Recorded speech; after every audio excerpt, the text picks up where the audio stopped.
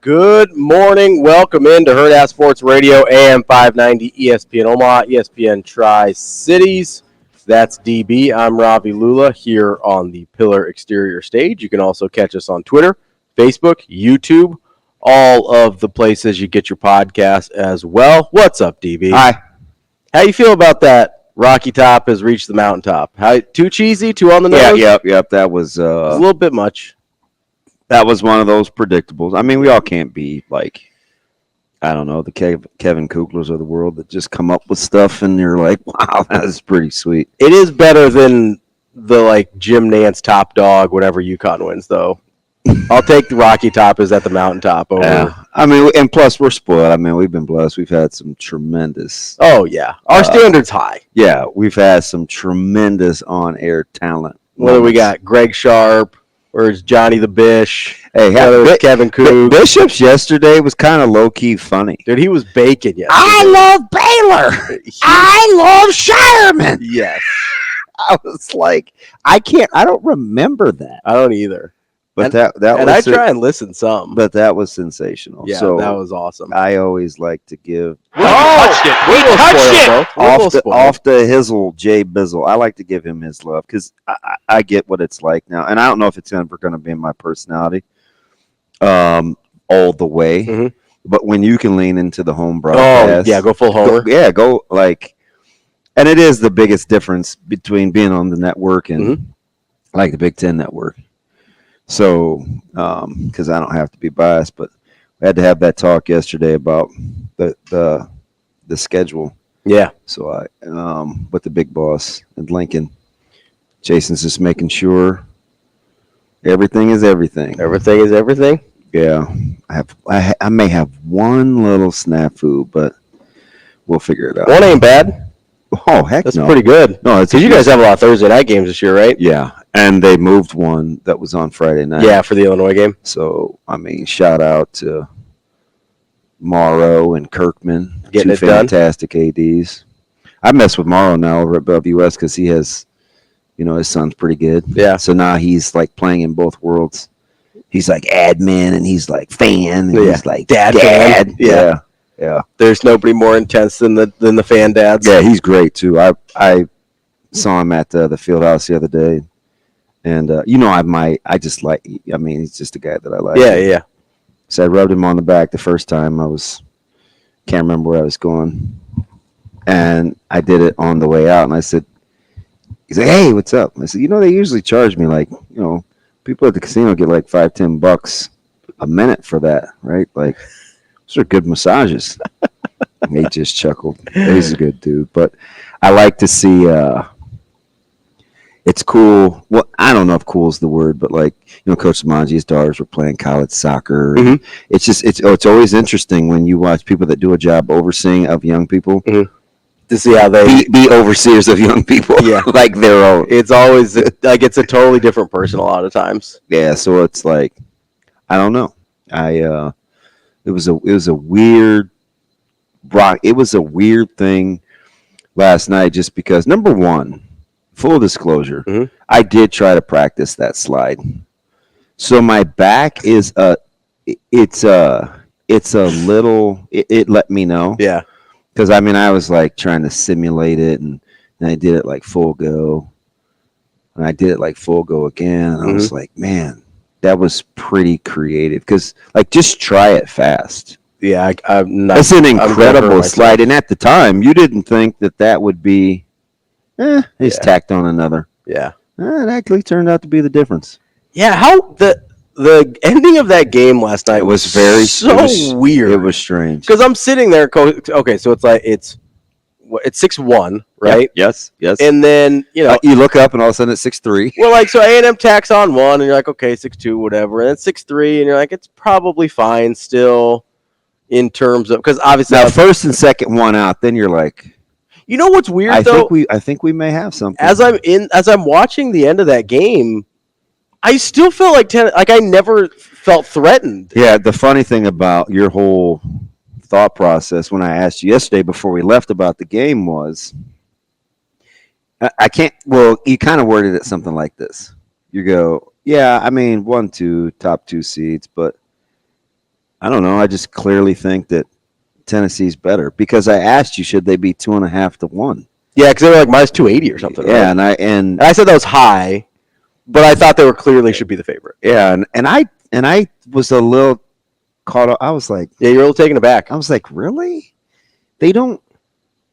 And maybe it's the arms that I don't love. I mean, they're obviously plenty good enough. I mean, and A&M has a pretty complete lineup, but it's just their ability to score almost seemingly when they want to. It's their lineup is relentless, and I don't think that's something I appreciated until I saw them in person and saw them do it against Florida State. Or I'm just like, that's unbelievable. Yeah, like I can't remember if we said this on air or off air, but Florida State had 3 separate 4-run leads on that team.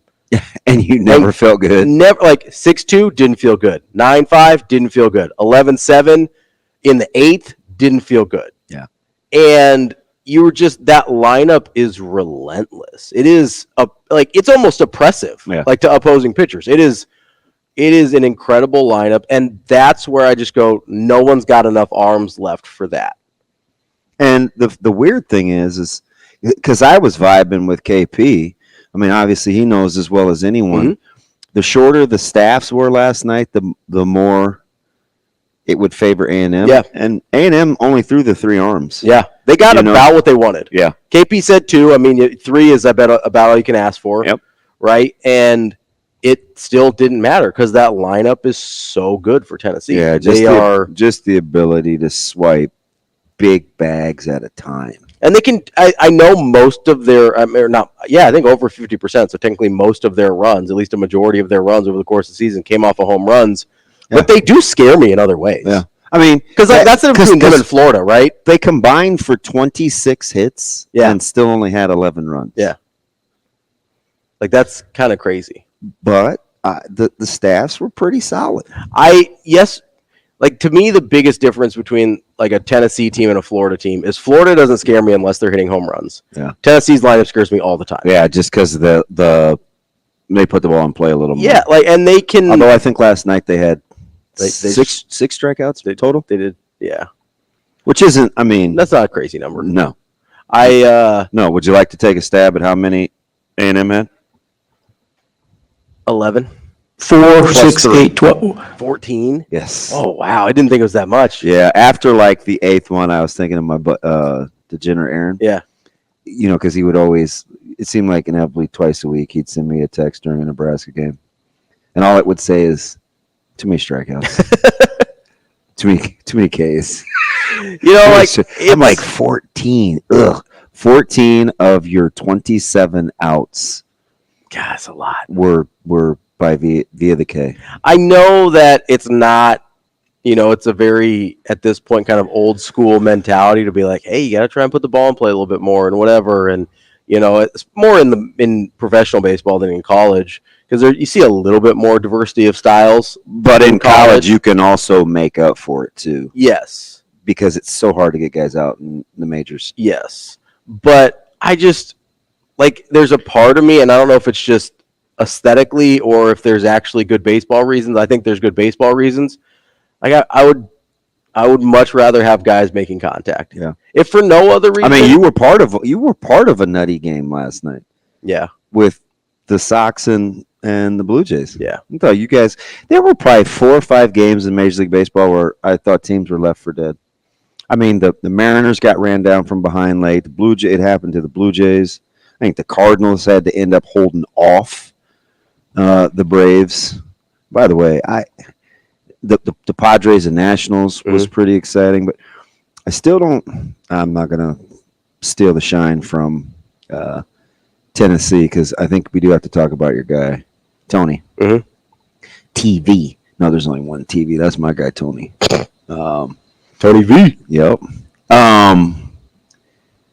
I'm a little concerned about the Braves this year, finally. Yeah. But I'm only going to whisper that. I'm not going to say that loud because I remember, I'm not ready to 9, 10, 11 games under 500 at the break, and they were in the World Series. So I'm going to chill. Yeah, I'm not on throwing dirt on the Braves. I'm not ready to say it with my chest yet, but I don't know. Losing Acuna again, I don't know I don't know if this is the year for them. Seems like things aren't breaking the way. And Look at that slide. Just go try that. no, I'm not going to try that. I will be in a hospital. I mean, it was an incredible full speed deal. I could barely slide when I did play baseball. That was by far. Oh, did you see Moore tear his bunda up? Yeah. He had I'm like, ooh, good to see He looked like the almost professionals not being able to do it either. He looks, you see him up close. I didn't see him close, just from the field, from the booth, but he looks like a musclehead. Christian Moore. Yeah. Yeah. I think he wears a little bit baggy clothes or a baggy uniform, but I think he's. I mean, that hole was like. I mean, it was worse than the hole in the pants of the cop that Scotty Scheffler allegedly assaulted. So I don't know if we're gonna get felony charges on the infield. Let it go. I'm not gonna do that. Let it go. I hope Christian Moore's okay after that assault that he suffered. Wow. Those pants are destroyed beyond repair. What about the smoke bomb guys, man? Did they earn it? Like he's wild, Patello. Look at him. Yeah, like those smoke guys. Those guys aren't getting brought up on felony charges. Hey, Shane? Aren't you the guy? Aren't you afraid of smoke bombs like on the 4th of July and stuff? I don't like them. Or do you do that for all your gender reveals? They're loud. How many kids you got, Shane? That you know of? I was more talking about his personality, but 2 or 3. I mean, whatever. 2 or 3 personalities or kids? Both. Hey. That's the knock at the door you don't want to get. Yeah. Or should I say 5 or 7? We're 5 and 7. We got to practice. Yeah. Don't quit practicing that, Shane. You're going to end up with more than that. I talked to him Sunday. He is. Yeah. God, he's spectacular. How's he doing? Well, he appears to be good. Yeah. Mm-hmm. I like it. I'm got himself a little running back last night. Yeah. Officially, finally came out on his own. That was so weird. Yeah. It was just like everybody was like, yeah, he's committed. And then he didn't put something out until yesterday. So I didn't want to say anything. Yeah. And I was like, wait a minute. Because you asked me during a break. I was like, I said, do we want to go here? Because I don't think he himself has said anything. And he hadn't yet, so we didn't. And I just didn't want to steal the thunder. Yeah, but Mekhi Nelson coming into reclassify. You don't see that in football very often. No, reclassify down. You see it in hoops. Or up, I guess. You see it in hoops. Yeah, it's less physical. You don't have the. So that's want to do the math? Ready? Sure. Gabe, Ramir, Emmett, Dowdell, Dowdell, Mekhi Nelson, and Parker. That's 6, right? Yeah. Okay. We're cool with 6 scholarship running backs. Parker won't be here till next year. But that'll be. Yeah, that's a good point. So 5. So we have 5. Yeah. Did we still want one more, or we've gone? We've gone back and forth over that. Yeah. Like but I don't think we care now about scholarships by position. I wanted more than 3. Like before Dowdell came in. Yeah. So when it was, I think the only position we care about, and we'll convince ourselves, it just depends on if we think Dylan is really that guy or not. You probably do care at quarterback. Yeah, for sure. I mean, we've seen it. You have to a little. I mean, I'm sure we're not alone. I need 3 scholarship quarterbacks. Like Michael Jackson, but like a man in the mirror. You are not alone. Oh, okay. I hope I'm not alone on this. It just seems like Nebraska more than not, and maybe I was like hold my beer, but it just seems like more times than not we get down to the nitty gritty at quarterback. Yeah, end up with a walk on in there or something like a third string that you're right. Like, I mean, I have Troy State in my head. I have Purdue in my head. I mean, you got like the Riker 5s. You got that was Purdue rolls. You've got some. Yeah, it just seems like we get there more often. Yeah, you get down to the walk on a lot. So even though I much rather defend the non-mobile quarterback, it seems like that the price you pay for a mobile quarterback or a run-heavy quarterback offense is guys, we lose a lot of guys because we have been super quarterback-centric. Yeah. I think – so, I mean, ideally, right, the best – I mean, isn't it – you just did a quick laundry list in your head. It seems like it's a lot. Down to the nitty-gritty 100%. Quite a bit. Yeah, way more than it seems like anybody ever should. And who was the last QB to start every game? Was it Magnum TA? Armstrong did at one point. Yeah, that's what I'm saying. Yeah, at one point in his career he did. So that's been I love that guy. 8 years. You talk about a resilient, just grind guy. Mm-hmm. That's Tommy Armstrong. I do feel, and he loves dogs. It's my guy. Yeah. What kind of dogs you got? I'll share. Big meatheads. Okay, like mine. Yeah, except like they look the part. Yeah. Yours are kind of like mixed muddy. Yeah. His Are just like straight up pit bulls. His don't look like that. Yeah. I like my little mutts. I think that dude's feeding them like fillets and. No, seriously, he's like really into dog food. Like, And Andrew. yeah, maybe that's where Gary got it from. Who? Because Nate wants to do his own dog food too. Yeah. And listen, I welcome it because it's extortion out here. Yeah, I mean, I don't think it's getting any cheaper. Fudge. I think And the products are getting worse. I think it's getting more expensive, but a lot of people are going to kind of like that for that fresh dog food. Mhm. You know, the stuff you have to like refrigerate and whatever. That's gonna be more expensive, but it's gonna be better for your dog. Yeah, I don't know what the I don't know what the price point is. Yeah, I don't know what the trade-off Where it's is. like, because listen, like if you buy good kibble, like it's good for your dog. You don't mean the brand, you just mean like food. Yeah. Yeah. 100%. If you buy like high quality dry dog food, like you're good. I don't know how we went from Tennessee and Rocky Top to dog food, or Mackay Nelson, but Mackay Nelson, number of scholarships at quarterback, walk-on quarterbacks. Who's the last guy to start all the games? Tommy Armstrong. That's pit bulls. nice job. Pit bulls and dog food. Nice. No? Okay. Wow. Yeah. Hot take. Hot take. You like how I followed that ADHD train right there? I just wove through the traffic. It's pretty good. I look like Johnny Rogers taking that punt back, just weaving through the traffic. Yeah, right. Exactly. So, hey, that sound like a bunch of baloney, Coach? Yeah, right. Or does it sound like a beautiful question, Coach? No. No. I think it might. No. Coming up on the show today, we are going to talk a lot of hockey as well. We've got Eddie Garcia from Fox Sports Radio to wrap up the Stanley Cup, which also ended last night. And then we will talk to Phil Stanton to put a bow on the college baseball season as well. But speaking of hockey. Yeah, man. It felt like, and because I don't really know. I'm curious to hear what you say here. I was rooting for Edmonton, full disclosure. I was rooting for history. Such a hater. I'm not a hater on you. I like history. I like historic stuff. Why can't you just want your friend to be right? Well, I mean, I wasn't mad that you were According right. to you, it happens so infrequently. No, I think you're right all the time. You're the one that says I'm never right. Well. Hater. Well. But just for saying I'm not right a lot, you do like, I hate to admit this, but you are right. That happens a lot for somebody who's never right, you know? Like, that's weird. I think it's only the compliment thing. It seems like it's... When I have to, I feel like one of those animals that's spitting up a fur ball. That's called a cat. Cats. Well, are they the only ones? Those are the only ones I know of. Well, my dog hacks sometimes. Well, yeah, he's not... If he's coughing up fur balls, you need to take him in. Well, I don't know if anything comes out. I've seen some bile. Well, yeah, that's fine. Not Simone. Does he get the twisties? Wow. It's a callback. Clever. Very clever. You're like, what the? Yeah, I mean, let me guess. You I were think going so. to say you felt like Edmonton was more in control of that. No. Okay. No. What I was going to say is it felt like after that flurry with about 3 minutes left where it was chaotic in front of Bobrovsky and they got Early? No, about 3 minutes left in the third. Oh, in the third. Okay. Oh, yeah. And- Oh, yeah. This is even before they emptied the net. Yes. Yeah.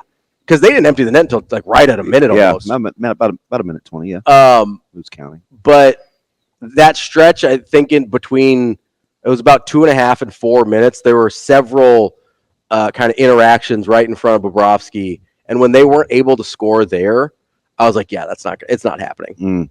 And because they looked, I mean, they mentioned it on the broadcast too, but Edmonton just looked gassed. The last 2 minutes, they looked just, I don't know if it was emotional. I don't know if it was physical. Well, I mean, they pretty much controlled the last 9 minutes of that game. I mean, just the pressure. Yeah.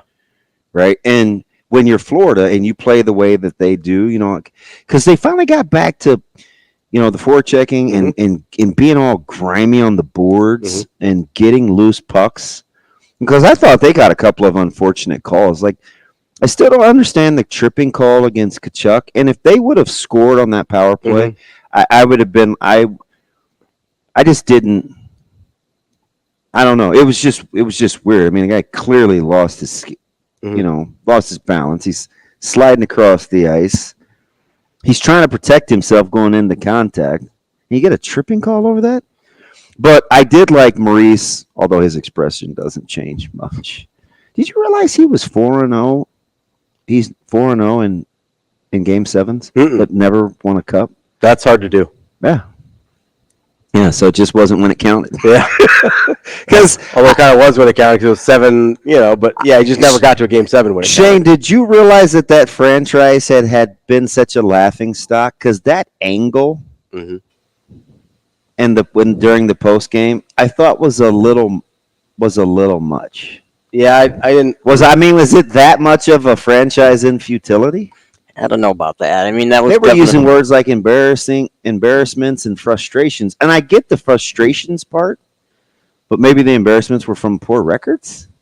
Florida definitely would have had embarrassment if they would have lost last night. That's where the embarrassment would have came. That's the only embarrassment that would have happened. So all day on talk radio, you know what the deal was why Edmonton had the emotional advantage. We even talked about their mental coaches and guys that they brought in that they've employed on staff to help visualize success and the emotional edge. And I do think Edmonton had a mental advantage going into last night. I don't know that Bobrovsky got Sunday off. Yeah. Well, and because there's obviously you've got. Go ahead then, Sergey. Obviously, you've got the fact that Florida probably feels some sort of pressure to not choke this thing away. Yeah. Right. And then you've got your guy that's been a wall in Bobrovsky, who's turned into Swiss cheese over the last couple games, and then he gets Sunday off and becomes a whole narrative. I did think Edmonton I didn't know if they were going to win because of it, but I did think they were probably in a better headspace. Yeah.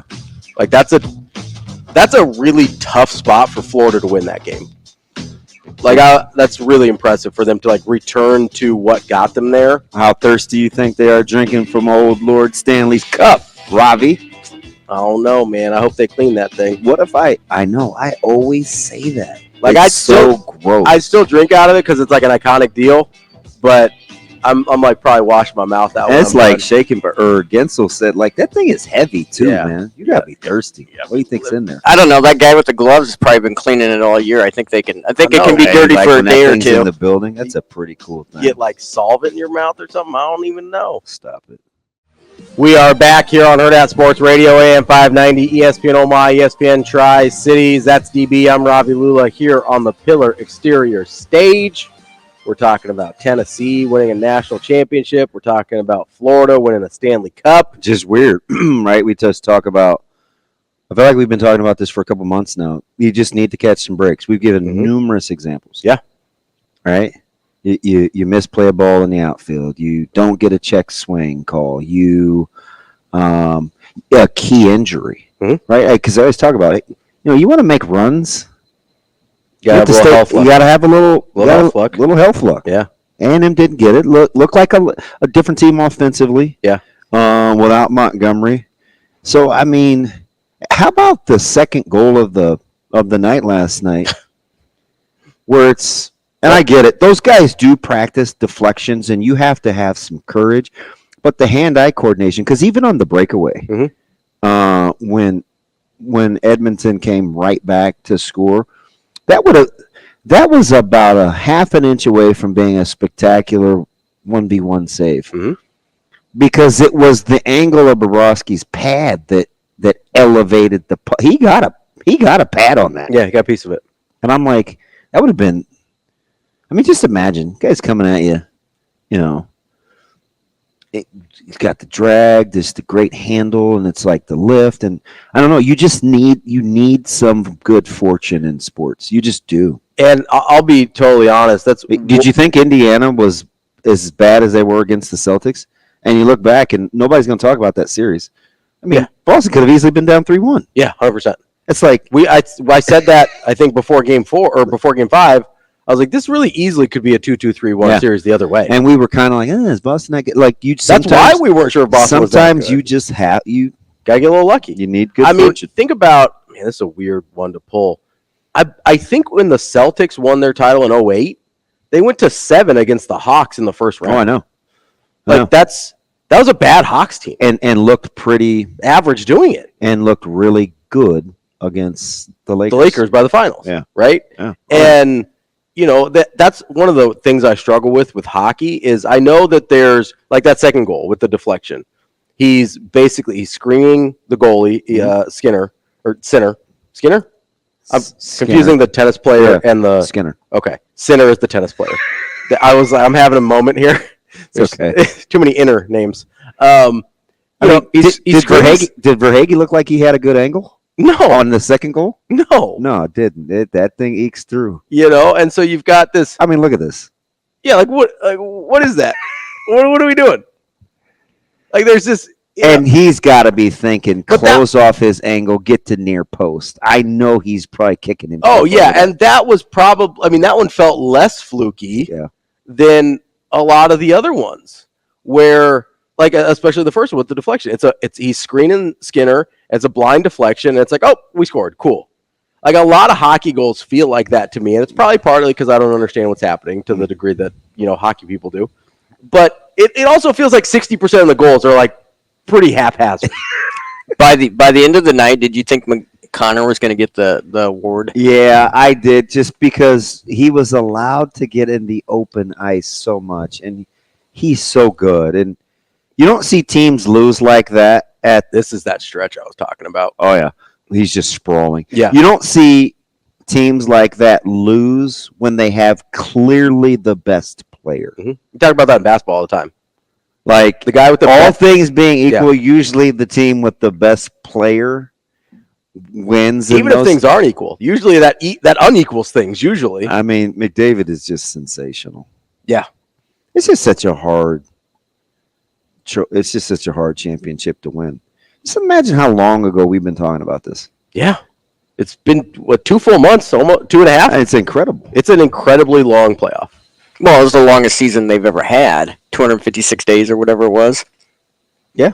And shout out to my man JB and KC. Yeah. Yeah, he got the great odds. What did he get it at? I think when he put it in... Because when you said it was I think 560. Really? Because when you said it was like plus 190. No. Or plus 300. 700. The playoffs hadn't started yet. It was plus 750 to win it. They were the second seed. They were the second. Where did you? Because at one because remember who got mad at me? Oh, Rosen. Yeah. Because at one point he wasn't. He's like, well, I don't know about that. I would make the Dallas. He would like Dallas. Dallas the fave, and I was like, oh, okay, but so it went 700, 750, like 780, 810, but you didn't get to the Western. You didn't get to Dallas until 8:10 because it went Carolina. Yeah. Florida.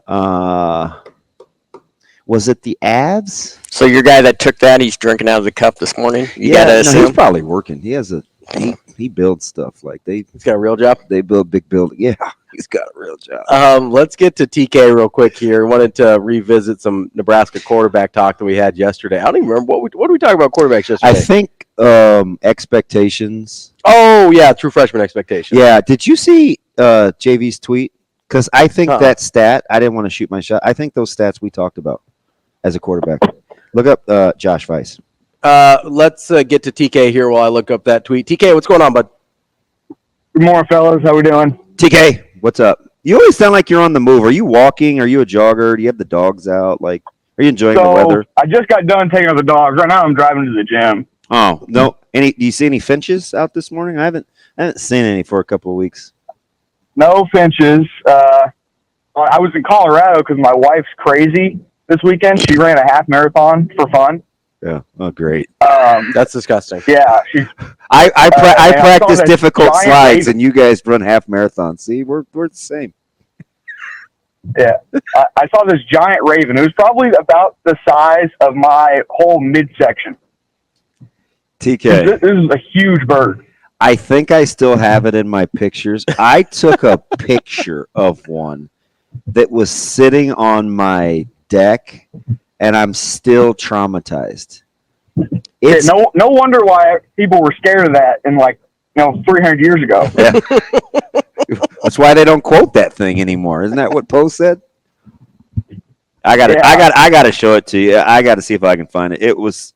Yeah, send it over. The talent. So, in birds like that, they're talons, right? Or are they claws or whatever? I don't know at what point it crosses over talons. from a claw to a talon. I don't know. These things look like I they think would. I think birds are technically talons. Okay. I think claws have to be like somewhat retractable. Oh, that makes sense. Like a cat, like a big cat. This dude is like the because dogs don't have claws. Yeah, they have nails. Have nails. Yeah. That's a good distinction. I never thought about that. TK. Who knows that? Bro, I've watched Jeopardy every day for 7.5 years. Dude, I love Jeopardy. Jeopardy's great. Hey, full disclosure, I do too. It's incredible. I'm still trying to figure out the Jeopardy Roku hack. Like, apparently there's a hack on Roku where you can play Jeopardy. Oh, you can play it? Yes. Oh, yes. TK, you might have to tell us It's how to just do like that. if you ask like your like Amazon Home or whatever, you can play Jeopardy on that. Oh, Dang, we may have to Zoom and have you walk me through it because I want to start playing some Jeopardy. me too. But anyway, what's up with the QB talk? Okay, so Ravi yesterday thought I was a little crazy, and I do think that my numbers that I said, well, 2 to 5 touchdown to interception ratio. I just said that And would be a 60% really good number. 2.5 to 1 would be like- a great number. Especially for freshmen. Yeah. Right. I just think that if Nebraska is going to be successful, that is most likely closer to his numbers than not, because they're not going to be successful because they're throwing the ball 40 to 50 times. They're going to be successful because they can hand the ball off and get 4 yards a carry consistently. TK, we're such nerds. I broke it down, run pass ratio per total snaps a game. So I went 65 snaps a game, which will be up from a year ago, if you can believe that, because that's not even a ton. And No, it's not. And I went 37 run, 28 pass. That'd be perfect. But you know what? I kind of get the sense 28 might be low. I think it might be a I little think low. they might. It might be closer to like 33, 32. I was thinking 32. Yeah, I think it's going to depend on just what the reads are for the RPO stuff that day. You know, if they decide to crash real hard, that's fair. Then it'll be more passes. Good stuff. TK, I kind of like we that. appreciate the call as always. Enjoy your what's up? Hey, Go ahead, I will TK. get to you guys on the Connor Booth stuff. Yeah, Disrespecting him. yeah, good play, and I agreed with you. Good player. Hey. Tough family too. Yeah, that's a good. Listen, I watched some of those highlights. I like Connor Booth. Yeah, his dad's a stud. TK, have a good workout today. We'll talk to you later. Thanks, TK. Appreciate it. Bye, guys. 25 and 10. That's 2.5 to 1. Yeah, I know. 2.5 to 1 would be a great year. We'll be back with more Hurrdat Sports coming up next. Wrapping up hour number 1 here on Hurrdat Sports Radio, AM 590, ESPN Omaha, ESPN Tri-Cities. We're live on Twitter, Facebook, YouTube. That's DB. I'm Ravi Lulla here on the Pillar Exterior stage. So I wanted to clarify something from yesterday when I was Like butter? Ghee? Lafleur? Guy Lafleur. Yeah, see? Oui. Do you know a little bit of French? Oui. Un poco. Oh, that's Spanish. I just said see, so it's all the same. Oui. Je me l'appelle I know. DB. I basically only know the food words like croissant. French fries. Oh, excuse me. You have to say croissant. Frites. I know. I can do frites. I can do some of the wines. That's about it. Champagne. Oh, okay. Crepes. That's a good one. There you go. Crepes. There you go, Shano. Crepes. I saw a crepes knockoff yesterday on TikTok. Yeah. Yeah. I just have a thing against warm fruit, so I kept on scrolling. Yeah, I don't do the fruit toppings on like pancakes or anything. I'm not about that life. No. Just give me that butter and syrup. Yeah. Roll. That's a roll. I'm gonna pass on. So I wanted to clarify because so the number that I was giving out yesterday with the true freshman quarterbacks. So that wasn't all of the true freshman quarterbacks. That was the top 3 rated freshman quarterbacks from each class for the last 10 years. Yeah. So I was doing that because that's the most comparable to what Rayola is coming in.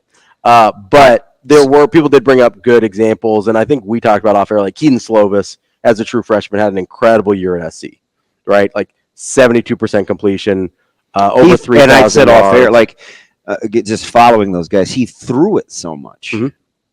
Like they and they literally would throw the ball 4 yards. Yeah. But he ended up with great numbers, 30 touchdowns, 9%. But TK brought up something you and I talked about. Yeah.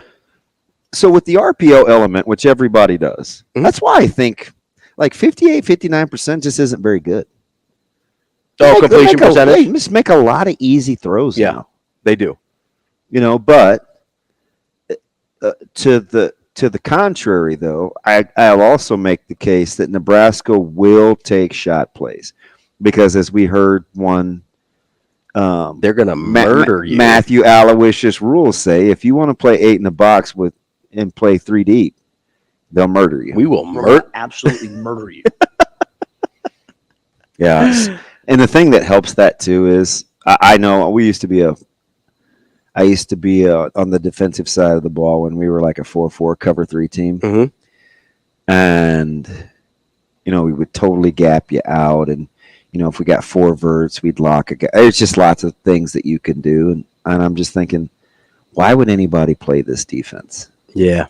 Like over time, I'm thinking, why would anybody play this defense? That's a beautiful question. Because it basically just turns into, man to man. Somebody's got to hold a hash and somebody's got to carry a vertical. Just give yourself some help. Now, underneath, you're probably pretty good, but they're all one-on-ones with 4 verts. Yeah. And I think that was kind of the great equalizer why people got away from. Oh, for sure. Like 4-4 cover 3s. Yeah. But we did see, there were so many times Sharpie and I we'd talk pre-snap or something like that, and I'm like, are we counting the number of bodies around the box? Mm-hmm. Like you clearly would have 8 in the box. Yeah.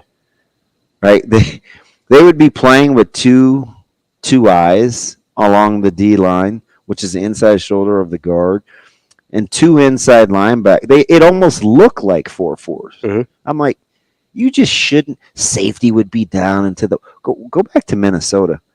I mean, they'd be down into the box, and you'd think you'd have something backside. And of course, now Newman was a really, really good safety, but all of a sudden he'd get back and play a crosser, and you're like, they're just not good enough to make them pay for that look. Mm-hmm.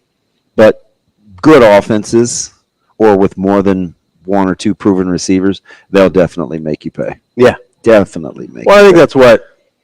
Even Iowa, as good as they are in the secondary, they know what they're willing to give up. Yeah, 100%. Right, like they know percentages pre-snap. You're always willing to get. You have to be willing to give up something. Yeah, that's what we know. And you try and make that something as difficult as it can be to get. Sounds good, right? Right. Problem is well, there's a couple problems, right? Is a lot of people don't want to give up anything. They just are unwilling mentally to go to that place, and if you do that, you're going to get killed. Yeah. Like you have to know this is where I'm vulnerable. This is what I'm giving up, and this is why I'm giving it up. Mm-hmm. Whether it's because it's the strength of your defense that you're like, hey, this is the place where I feel the best about, or whether it's the weakness of the offense where you're like, hey, I don't know that they can consistently make that play, right?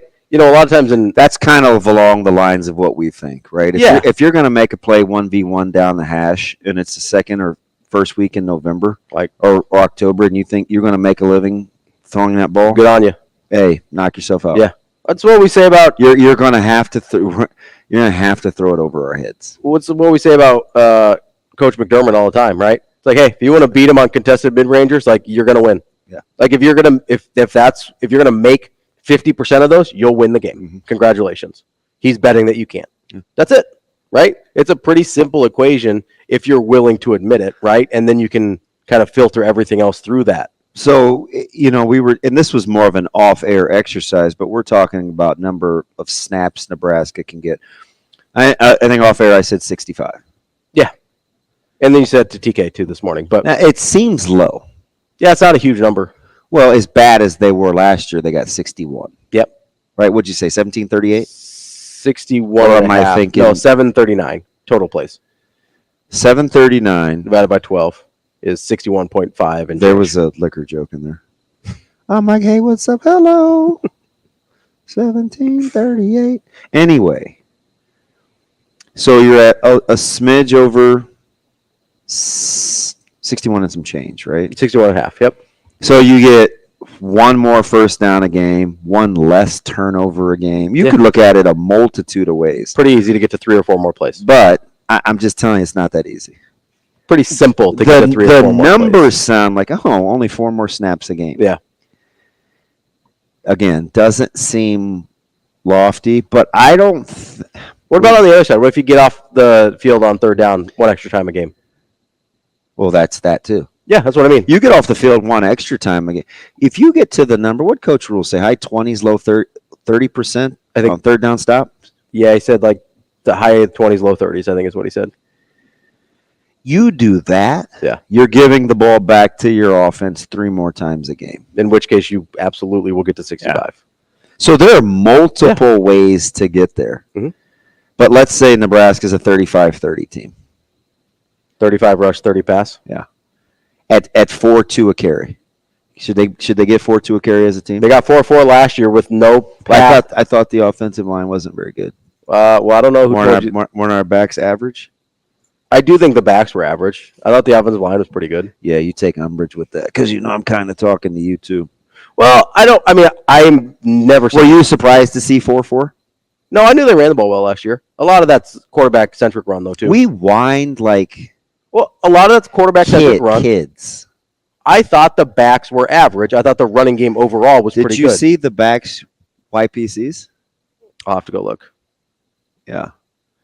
Because I think, remember, if you're going to take the good from quarterback runs, then you have to take the sacks too, my man. I understand that. Okay. So we had a lot of quarterbacks running open for long chunk plays last year. We had a lot of quarterbacks last year taking sacks. Really? I'm gonna look up how many sacks they took last year. Did I tell you Nebraska was top 3 in the Big Ten last year in amount of time to protect a quarterback? Top 3. Yeah. In the conference. In the Big Ten, Ravi.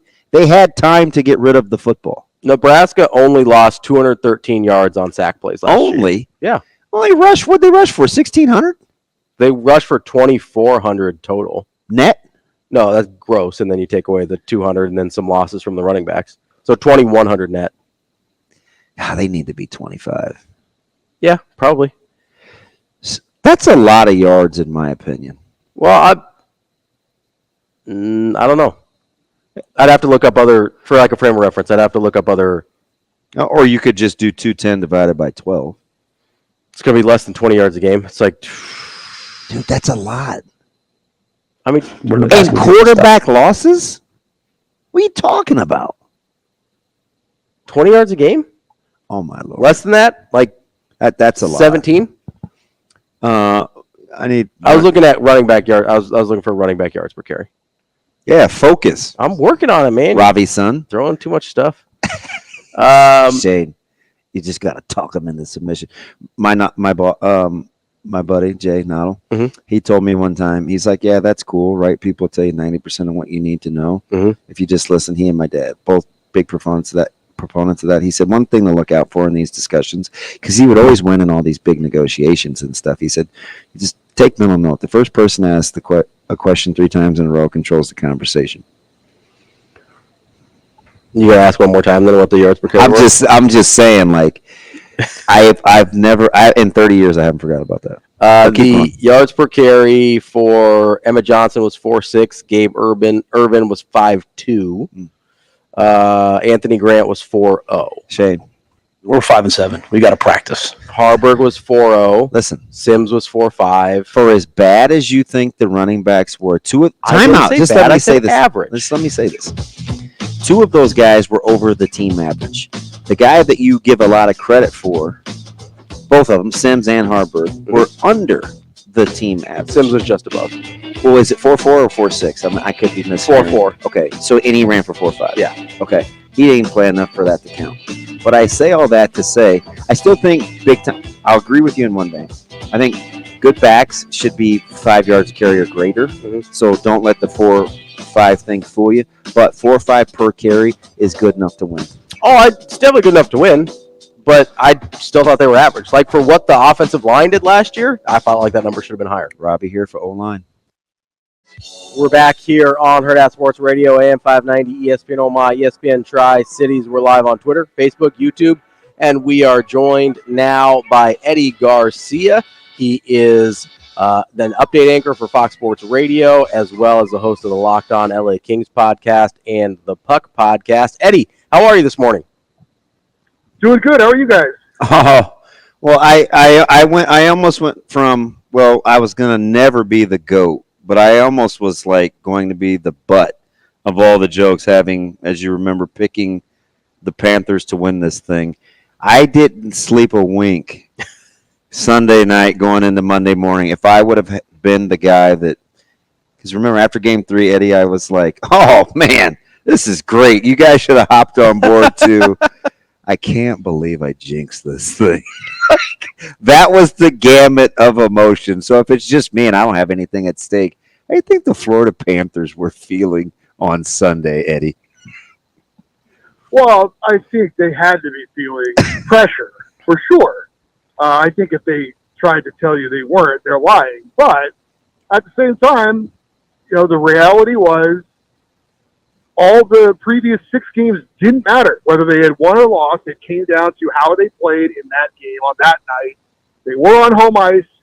They obviously knew that they could beat Edmonton. They'd done it 3 times already. So, I mean, was there pressure? Of course. There's no doubt about that. But I don't think it was – I mean, look, you have to go into that type of a situation and just take it shift by shift, compartmentalize it.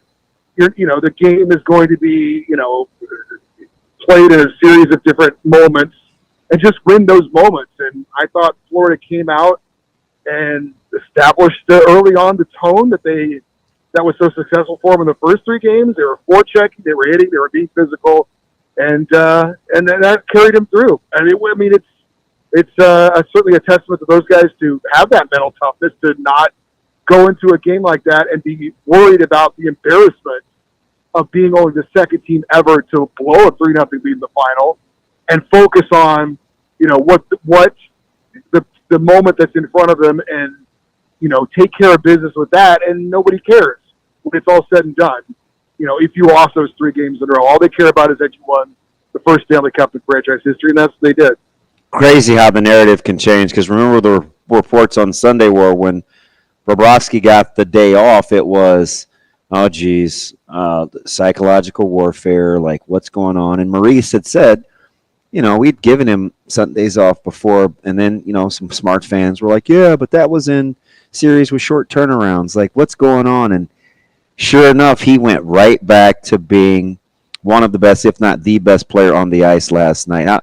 How good do you think that feels for Maurice and Bobrovsky to have publicly, said that out loud and then have it come to fruition to the positive?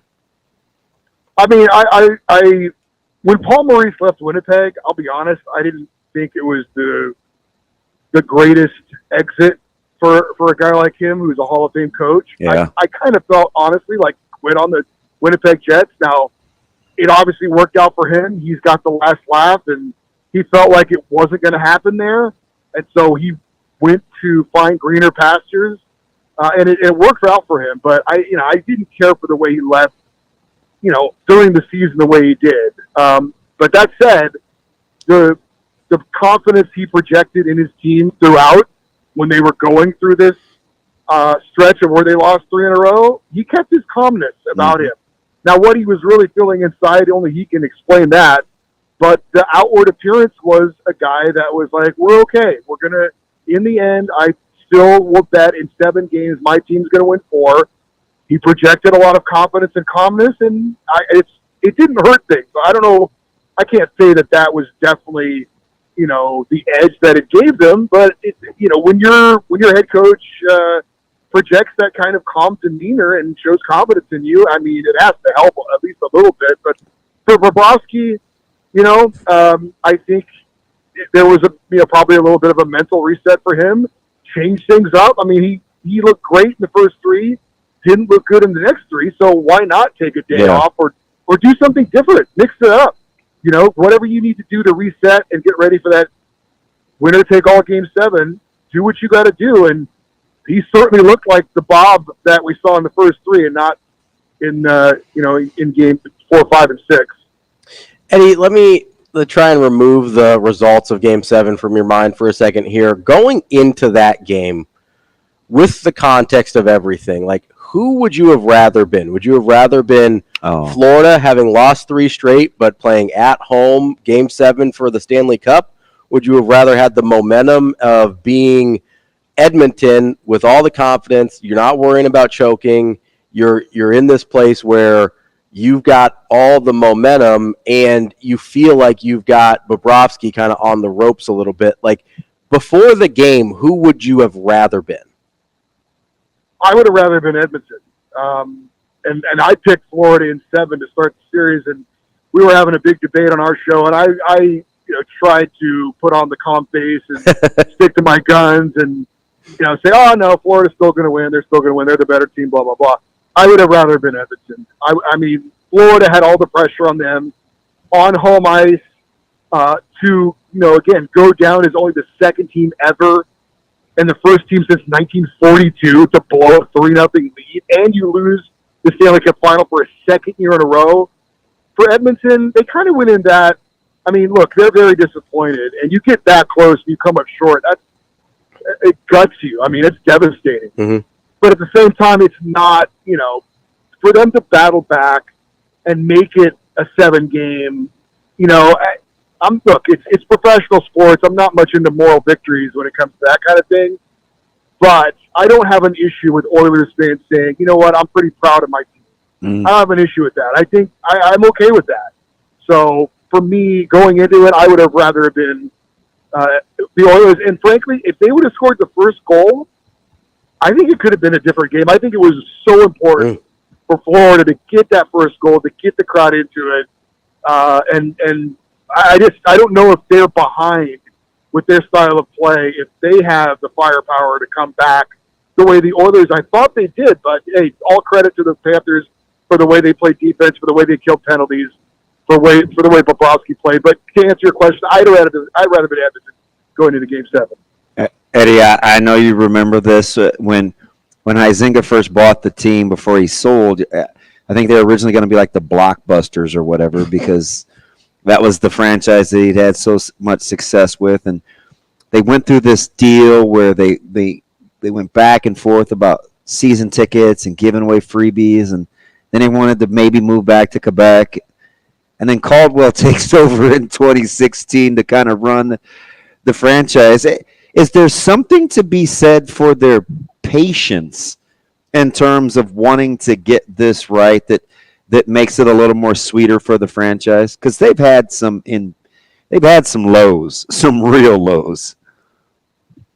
Oh, there's no doubt. And, I've talked to people who have covered the Panthers since their inception, and the last 2 years have been like a dream for them because, they had one Cinderella run, and then they got swept out of the Stanley Cup final, and then it was just a lot of years of just bad teams, bad management, just bad. And people weren't showing up, and they weren't giving them a reason to. So it's and remember they had Joel Quenneville there. They thought, it is the Stanley Cup winning coach. Yeah. He's going to be the answer. And then there's that scandal, and they end up to get rid of him. Yeah.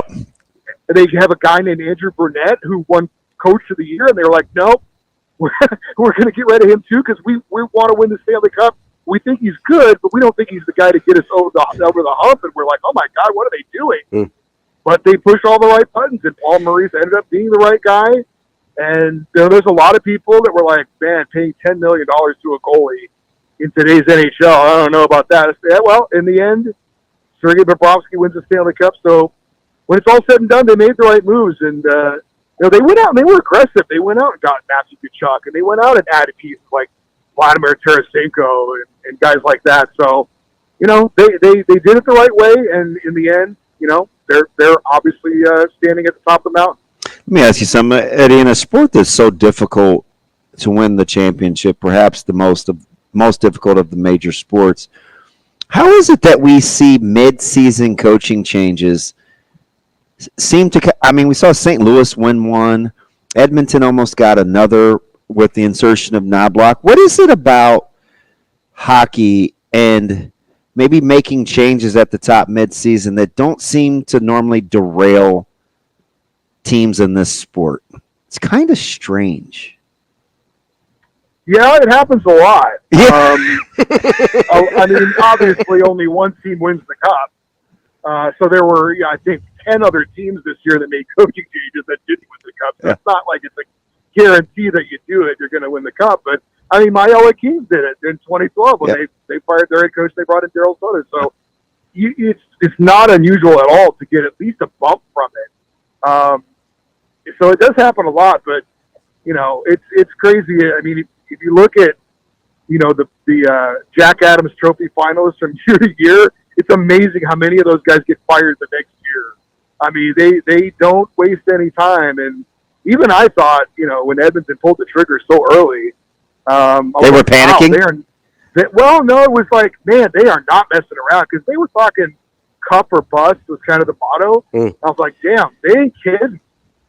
They're not waiting to see if they can pull themselves out of it. They're going to do something about it. It ended up working out for them. I don't know if Chris Knobloch is eventually going to be, the answer long term there. I mean, he certainly. I'll give him all the credit in the world for helping to turn things around, this season. But who knows? But yeah, no, you're right. The NHL is not shy about making changes. I don't know if it's something to be proud of. It's just strange. Really, but they do it a lot. There's no doubt about that. There's not a lot of security being an NHL head coach. All right, let me get you out of here on this. We were talking in the first segment that I was surprised because it's rare in games like this that are so tightly contested that when you have the best player on the ice, I guess it's not between the pipes, which was Bobrovsky for Florida, but with McDavid playing at such a high level, what was your level of surprise that in a low-scoring game like that the best player on the ice wasn't the difference? I wasn't shocked. It's not the NBA where you can get Michael Jordan the ball at the end of the game and he can, take a game-winning shot. Clearly, Florida focused on Connor McDavid, and they collapsed around him, and they did a great job defensively. He did have that one chance where there was that loose puck in front of the net. Yeah. Bobrovsky was scrambling, and somebody just got their stick on his stick and kept him from getting to a loose puck, or maybe it's a different story. But, look, he had an amazing game 4 and 5. But, look, I didn't have a problem with him winning the Conn Smythe, by the way, as playoff MVP, because it's for the playoffs, even though he didn't, have a point in the last 2 games. But and there wasn't really anybody for Florida who I thought really kind of stood tall. But I don't know. It's just that's what I love about hockey, and maybe what some people don't like about it is that it is a team sport, that it takes, full 4 lines and 6 defensemen and a goalie.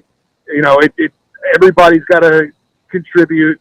And it's usually not just one guy. Even guys like Gretzky and Lemieux, as great as they were, they had to have help from other people as well. So, when that puck dropped last night, Eddie, both teams had their third line out there to start the Stanley Cup Final Championship. I mean, that's just how it goes in hockey. Like it's how you play the game. Yeah. I mean, I thought he might have had a couple extra chances, and maybe on the power play he would have been a little bit more dangerous, but. And I got to give a lot of credit to Florida. I thought they did a great job on him. And, and like I said, that's hockey. Hockey's a team sport. Yes, individuals can make a difference, but it didn't shock me that, I never thought, let's put it this way, I never thought he'd go in there in Game 7 and just put the team on his back and win it like that. It doesn't really happen that way in hockey very often. That's Eddie Garcia from Fox Sports Radio. Also, the LA Kings podcast on Locked On and the Puck podcast. Eddie, we appreciate your time and enjoy the offseason, I guess. All right. Thanks, guys. Take care. Thanks, Eddie. Thanks, Eddie. I don't know how much people like him enjoy the offseason, I know. McDavid had 31 points in the first 3 rounds. That's a lot. It's pretty good. Yeah. That's pretty good. Yeah. I don't know a lot about hockey, but that seems like a lot. 31 points. Yeah, it is. I don't know. I mean, that's incredible. Yeah. That's what seems like a lot. I wonder how much, we talked a lot last week about But he still had down games, though. Yeah, I can't. Was it Rodriguez that got the late little poke check from behind on that loose puck? I can see the number. it might have been 19. It might have been Kachuk. I know he's talking about the puck scrambled and went to the right of Bobrovsky, and McDavid was going to maybe like. It looked like he was going to have a shot. Yeah. And it got knocked away late. Yeah, it seemed like they were, for as much chaos as was happening in front of Bobrovsky in the third period, I think there was a couple scrambles with about 7 minutes left, and then there was that sequence with about 3 minutes left that I mentioned earlier, and it seemed like one of those was going to bust through. I just can't just from the odds of it. Part of the reason I took a little offense last night to and there was some embarrassing moments, right? I mean, they were showing like this old ticket, and it was for $7. Yeah, to get to a Panthers game, $7. And Viola, when the new ownership group took over, and then he hired Caldwell in 2016, like, and sometimes you see this in like minor league sports and stuff. They were giving away so many tickets just to get people in there. Viola was like, "This just doesn't work. Like, we have to."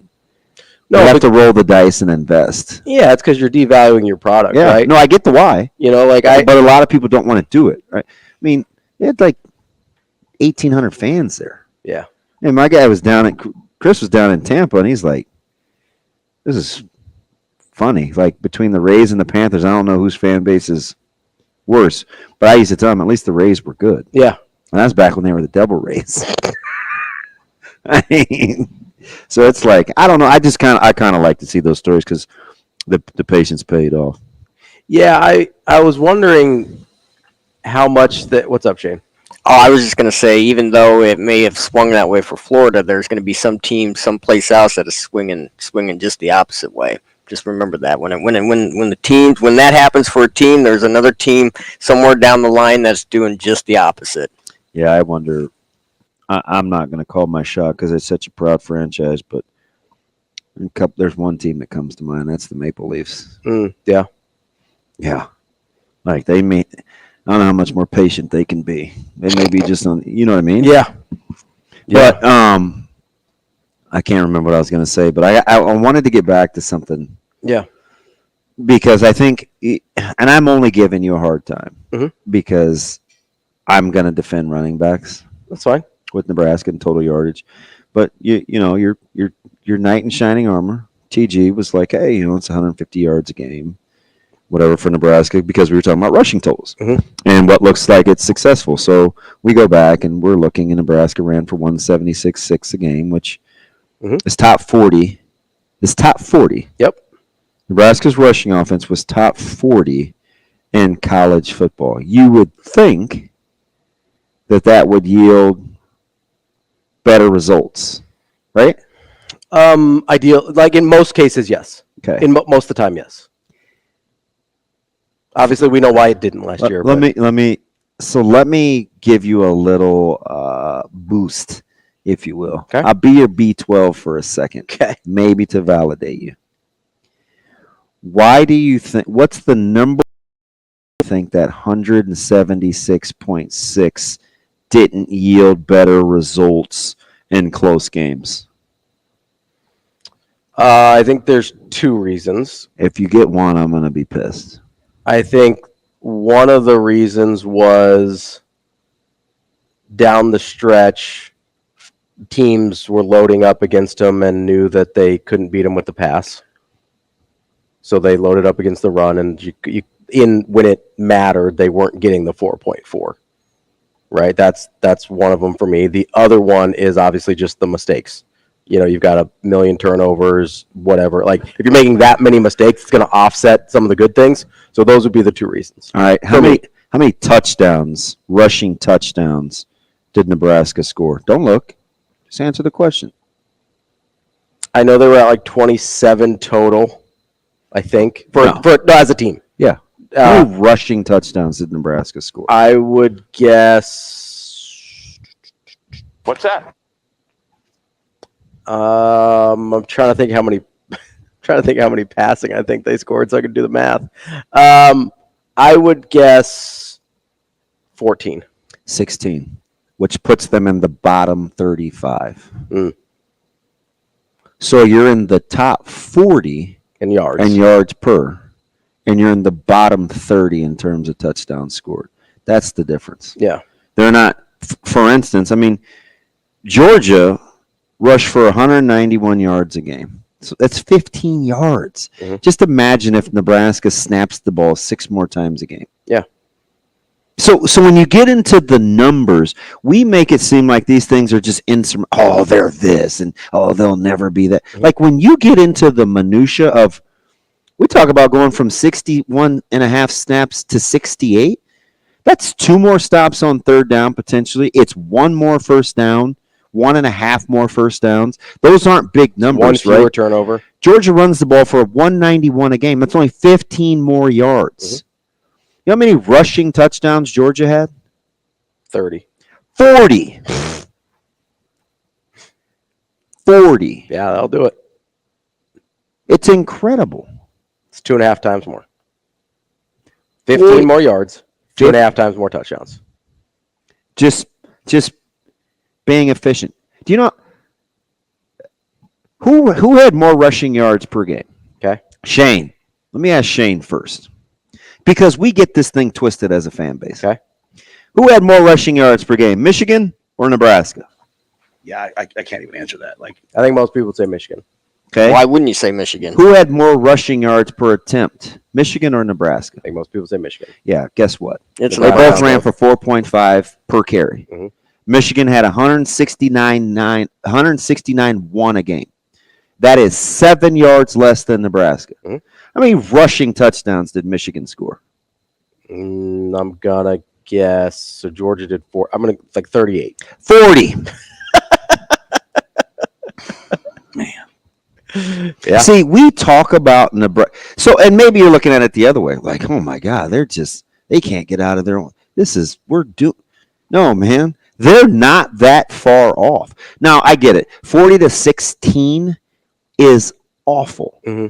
But we get so enamored with statistical output. The key to running the football is to be able to run the ball when you want to. Mm-hmm. Right? That's what some people say. No. You gotta be able to run it when you need to. When you have to. Yeah. Right? Because they were so bad on third and shorts. Mm-hmm. It was incredible. And I get it. We would get upset and like, oh, they're in gun, and then they're motioning into empty, and we know what's going to happen. I think part of the reason they were so bad in those situations was because there was nothing to keep the defense honest. yeah. So that's why Coach Rule says what he says about those boxes and fundamentally the difference. The different looks you're going to get now. This year. Yeah. But you can't have 24 less touchdowns when you're running the ball for 2 yards more per game than some of these other teams. Michigan ran the ball for less yards, but just a lot more efficient. Same YPCs. It's staggering. We'll get to this more on Hurrdat Sports Radio when we come back. That's DB. I'm Ravi Lulla on AM 590 ESPN Omaha, ESPN Tri-Cities. We're halfway through the show here on Hurrdat Sports Radio, AM 590 ESPN Omaha, ESPN Tri-Cities. We're live on Twitter, Facebook, YouTube. That's DB. I'm Ravi Lulla, and it's good we got a couple open segments because I think he's about to yell at me. I'm not. I'm not. You get talked off the ledge? No, I just don't know if I agree. But I do like some of the rationale. I'm going to have to ask a couple of other head college football coaches. I think the one guy you asked has a pretty good opinion. How do you know I asked him? Because you told me. Oh. Literally right before we came on the air, you told me what he said. Well, no. This was different. I just asked specific to this question. Yeah. I suppose we better say what we're talking about. You asked me whether it was easier to control. First of all, you're frustrating me. So you have to set the whole context. Okay. So what set me off was the fact that you're so down on running backs. Stop it. Just let me finish because you're going to rationalize it. I said they were average. That's all I said. Okay. And I'm just telling you that average is plenty good enough. I didn't say it wasn't good enough, but I said they were average. So I'm talking yards per game. I'm talking statistics. All this piggybacks. I'm just building my case sequentially, right? Because we're looking at this like we just need Raiola to do this, right? We see it in our what's the deal we're on every day? The stream? Yes. Yeah. Right. It's if Dylan is this, then it allows us to do this, this, and this. And for the longest, I'm like, okay, is it harder to be get great quarterback play, and I always use them as an example, or is it harder to be Iowa? And you're animate. You're like, I think it's incredibly hard to be Iowa. I think it's incredibly hard to win the way they do, at the level and consistency the way they do it. No, that's not what I'm saying. You can't just fast forward to the end and look at their results, because they clearly are defying odds. Well, when you say it's hard to be Iowa, that's what I hear. So listen, so let me tell you what I'm saying. Why can't you just play really elite defense and have really good special teams? Is that and my that's my question, versus waiting on Superman to get the great skill receivers and the really good offensive guys at quarterback, this, that, and the other. Okay. Now, that's not saying what Iowa does is easy when you look at the final results, because they clearly are better. But I've seen Minnesota do flashes of it. I've seen Wisconsin do it to some degree. Really good special teams, run the football, play good defense. Right? So it's not like, now the level that Iowa does it, like I said, you've already penciled them in for 10 wins. Yeah. Okay. That's cool. So my question was, okay, let me just kind of get inside why we can't be better at this. Keep saying, oh, take better care of the ball and turnovers and this, that, and the other. I'm like, how do you run for 177 a game but only have 16 rushing touchdowns? So in my head, I'm thinking, all right, I'm trying to get back to controlling the controllables. So if I set out to be really good defensively and go get elite level specialists, like it's my emphasis, is that easier to do than finding an elite level quarterback? The problem is we don't put the emphasis. So you see so I'm not saying fast forward to the end results of what Iowa does, because it had to start with a mindset. It had to start with, this is how we want to win football games. And I think part of it is people don't want to concede or say out loud, hey, because it's not really like this, it's just what happens. We're willing to concede some offensive talent to win the way that we need to. Oh, you can't get elite level recruiting. You can't run this offense and get, elite level. So I don't think coaches are willing to say this out loud. And for Iowa, they don't even have to, because they're clearly not getting elite level offensive talent, right? And one of their elite level guys just got in trouble for operating while whatever, right? I mean, it's college.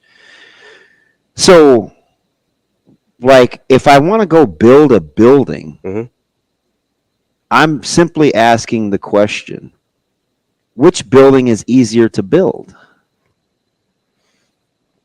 Yeah, I think it depends a lot on, I think it just depends a lot on the coach. Like, obviously it's easier for Kirk Ferentz to coach this way than it is for him to coach an offensively based team, but it was a lot easier for Mike Leach to coach an offensively based team than it was a defensively based team. Now, I'm thinking, okay, so in my head, I'm trying to go to these number of plays and what would benefit Nebraska. So then that got us all the way to, man, we keep waiting on this elite level offense. And I'm like, why don't we just get good on defense first, or stay good on defense? I was like, yeah, they were pretty good last year, and I think they can be. Can't this team? Isn't it?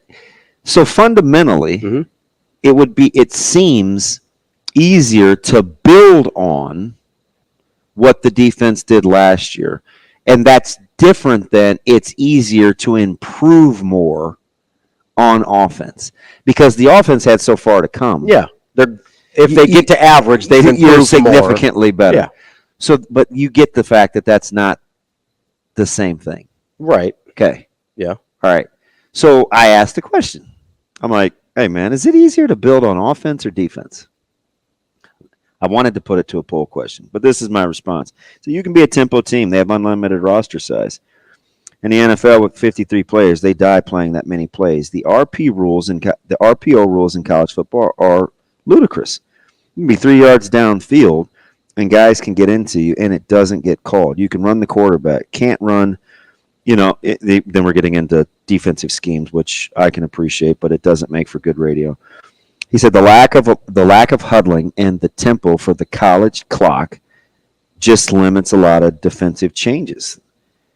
He said defensive linemen in the NFL for the most part are unblockable. That's why teams do what they do tempo-wise, and you're seeing it in college too. They just run entirely too many plays. The clock rules have only changed slightly, but you'll be amazed at how much it helps the offense. Like, that's his response. Mm-hmm. So do I have to is it easier to build my team that way? So I think it can be. I think it's easier because, I don't know, we've seen a lot of the Iowa thing's hard for me because I obviously have an immense amount of respect for what they've done as a program because I just think I look at their schedule and go, hey, that's 10 wins, easy peasy. And I have no idea, and I think Cade McNamara is super average. But I would love to get to the point where I could get out of bed and I could tell you we're going to win 9 games. 100%. And I think they can do that. But I have a hard time because we're using Iowa as the example, and that's fine. I have a hard time separating philosophically from what I've seen. Is it a bad example because they're so elite? Yeah, I do. I think they're so far an outlier in those two categories. What about Minnesota a handful of years ago? You realize PJ Fleck won 10 games twice? I get that, yeah. Ooh. I do. One of those years, they haven't been great on offense either year. I get that. But they also haven't had the consistency either because I do think it's hard to be elite at both defense and special teams. I really do. And I think it's harder to... I don't know why you... okay, that's fine. I'm not going to... I'm only doing that. I'm only saying that because it doesn't seem like very many teams are. So I'm just playing the numbers. I think coaches concede because it's not sexy when you recruit personnel. Maybe right? They'd rather it's hard to sell on the road. Hey, we want to be elite on special I also teams. think it's really hard to recruit elite specialists at the kicker and punter spots because... He won 9 games twice, 11 games once. I think it's... PJ Fleck. I think it's really hard because those two spots, no matter... You can get the best recruit in the country, and if something happens with them mentally, all of a sudden they're useless to you. All right, but listen to me, though. 5-7, 7-6, 11-2, 3-4 the COVID year, which, fudge, they beat Nebraska. With like 20 guys. 9-4, 9-4, 6-7. He's 50-34 at Minnesota. Yeah, he's done a good job. Do you look at him as an elite level coach? Not really. Well, it apparently wasn't that hard to do. I think he's pretty good. Maybe you don't have to jump to Iowa. We can jump to Minnesota. That's fine. But Minnesota also hasn't had the consistency. There's a couple of 6s and 7s in there. Okay, what about that isn't consistent? I mean, bro, listen to this. Range from 6 to 11 is a good range. Listen to these numbers again. 5-7 his first year. Mm-hmm. They got better 7-6. Sure. Then 11-2, 3-4 during COVID. Yep. Outlier. 9-4, 9-4 back-to-back years. That's pretty consistent. And then back to 7-6. 6-7. You're 6-7, yeah. Like, would you rather consistently only win 4 games? No. Nebraska's been consistent in the bad way. I don't know, man. I think part of the problem... We got to parse through this. I think part of the problem is we're viewing this through a filter of how bad Nebraska's been. Or... to the contrary, how good Iowa's been in those two things. Yeah. Maybe it's somewhere in the middle. Wrapping up hour number 2 here on Hurrdat Sports Radio, AM 590, ESPN Omaha, ESPN Tri-Cities. We're live on Twitter, Facebook, YouTube. That's DB. I'm Ravi Lulla here on the Pillar Exterior stage. This is fascinating. So what would you like to talk about now, DB? This is just fascinating. Okay, give me okay, welcome. Did we say welcome back? I did say welcome back. I'm like... There's a lot of information on you talk about Rain Man. Like, I'm having to compile these. Hi, Shane. How you doing over there? Can we go back to, and I'm asking you on the fly. I'm living large. It's okay. That's a lie. It's okay if you have to take your time. Mm-hmm. But when you said, okay, so I'm giving you Minnesota, and clearly I'm talking to 2 college head coaches at one time, and it looks like they both are leaning towards offense. Mm-hmm. For a number of different reasons. Mm-hmm. All very good. The data that one of the guys is pumping me real time is incredible. Mm-hmm. He's either sitting on this or he's doing this real time because This is fascinating. So I'm blown away. Did you get a good enough handle on Utah? Yeah. Okay. It has been since 2012. Okay. I went all the way back. I'm just doing points per game. Okay. That's as far back as I could get during the break. Yeah, but they have scored over 28 points per game. You can't do that, though. Okay, well, what would you like me to look at for points So, for Utah? No, the reason that I say you can't do that is the same reason you can't say Iowa scores 15.1 points a game, because there's defensive touchdowns in there and there's special teams touchdowns. Sure. I don't think Utah has. Give me statistical. Give me yardage. Okay, I'll see if I can find. I'll do yardage for Utah. That's what I'm saying. You might not have had enough time, but could Nebraska be Utah? I think Utah's better offensively than you are giving them credit for. But I'm checking. We're checking, because I mean, points wise, they're much better than you're giving them credit for. But that's fine. Let's see. You can't do that though.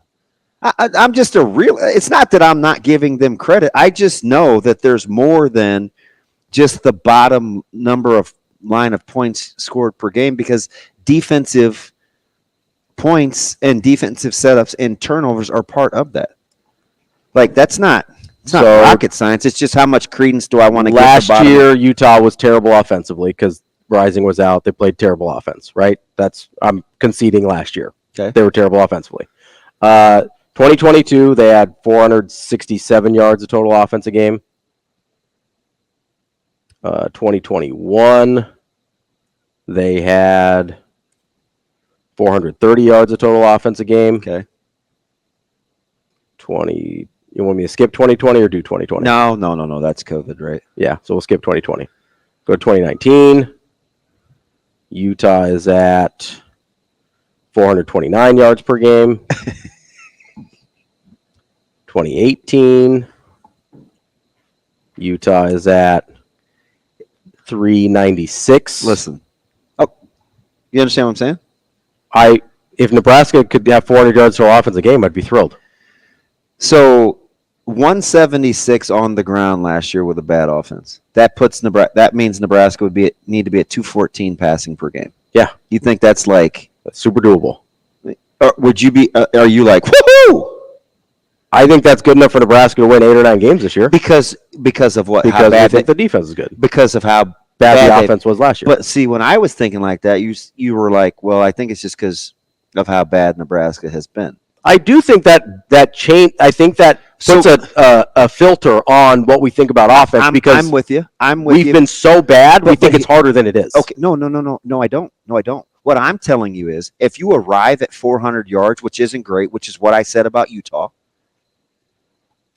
for Nebraska, you're using that as, oh man, that would be great. On the national scope for the number of wins that Utah gets, it's not. It's not great. They do other things really, really well when you put them on par with their peers. So if I'm not going to be Minnesota, because for whatever the reason you thought that was inconsistent. I mean, the dude won 39 games or 29 games in 3 years. Yeah, and he's also had as many 5 to 7 wins, more 5 to 7 win seasons as he has the 9 and 11. He's only had 2. He has 5 and 7, and he was 6 and 7 every year. And then he had a 7. Outside of COVID, he's been above 500. And I'm not here to validate PJ Fleck. I'm just telling you, I'm talking about degree of difficulty. I'm saying half of his seasons have been 5 to 7 wins, and the other half have been really good years. That to me is inconsistent. Degree of difficulty. Yeah, Minnesota's a tough job. Okay. Degree of difficulty. We haven't been to a bowl game. I understand that. Okay. So if you're not going to be Minnesota because you think they're inconsistent, and we can't be Iowa because they're too good at what they do, could we be Utah? I would love to be Utah. The Pac-12 conference, it was supposed to be so offensive-minded, and somehow they found a way to function by playing better defense than everybody else, controlling the trenches, and being good at special teams. Yeah, I would say that they won by beating everybody else's brains in on the lines. Okay. Is that fair? Sure. You know who I think is going to be interesting to watch because they have great skill? Who? And they have on paper, a good tandem of quarterback. Let's watch this year and see how Oregon does in the Big Ten. Yeah, that'll be interesting. Right? Because they could be closer to what I'm saying. So, and I think Penn State could be closer to what I'm saying. I think good special teams. Yep. Play good defense. Mhm. We don't really talk about elite level talent on offense, even though they have good players. Mhm. Because I'm still not sure about Aller, right? It's like, I'm not sold on him. Right? Elite level backs, though. So I think the thing that I think maybe we're unnecessarily dividing this up wrong.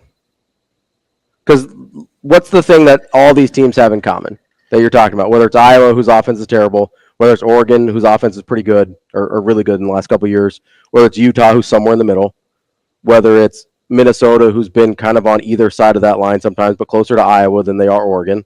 Is that fair? Minnesota's closer offensively to Iowa than Oregon? Yes.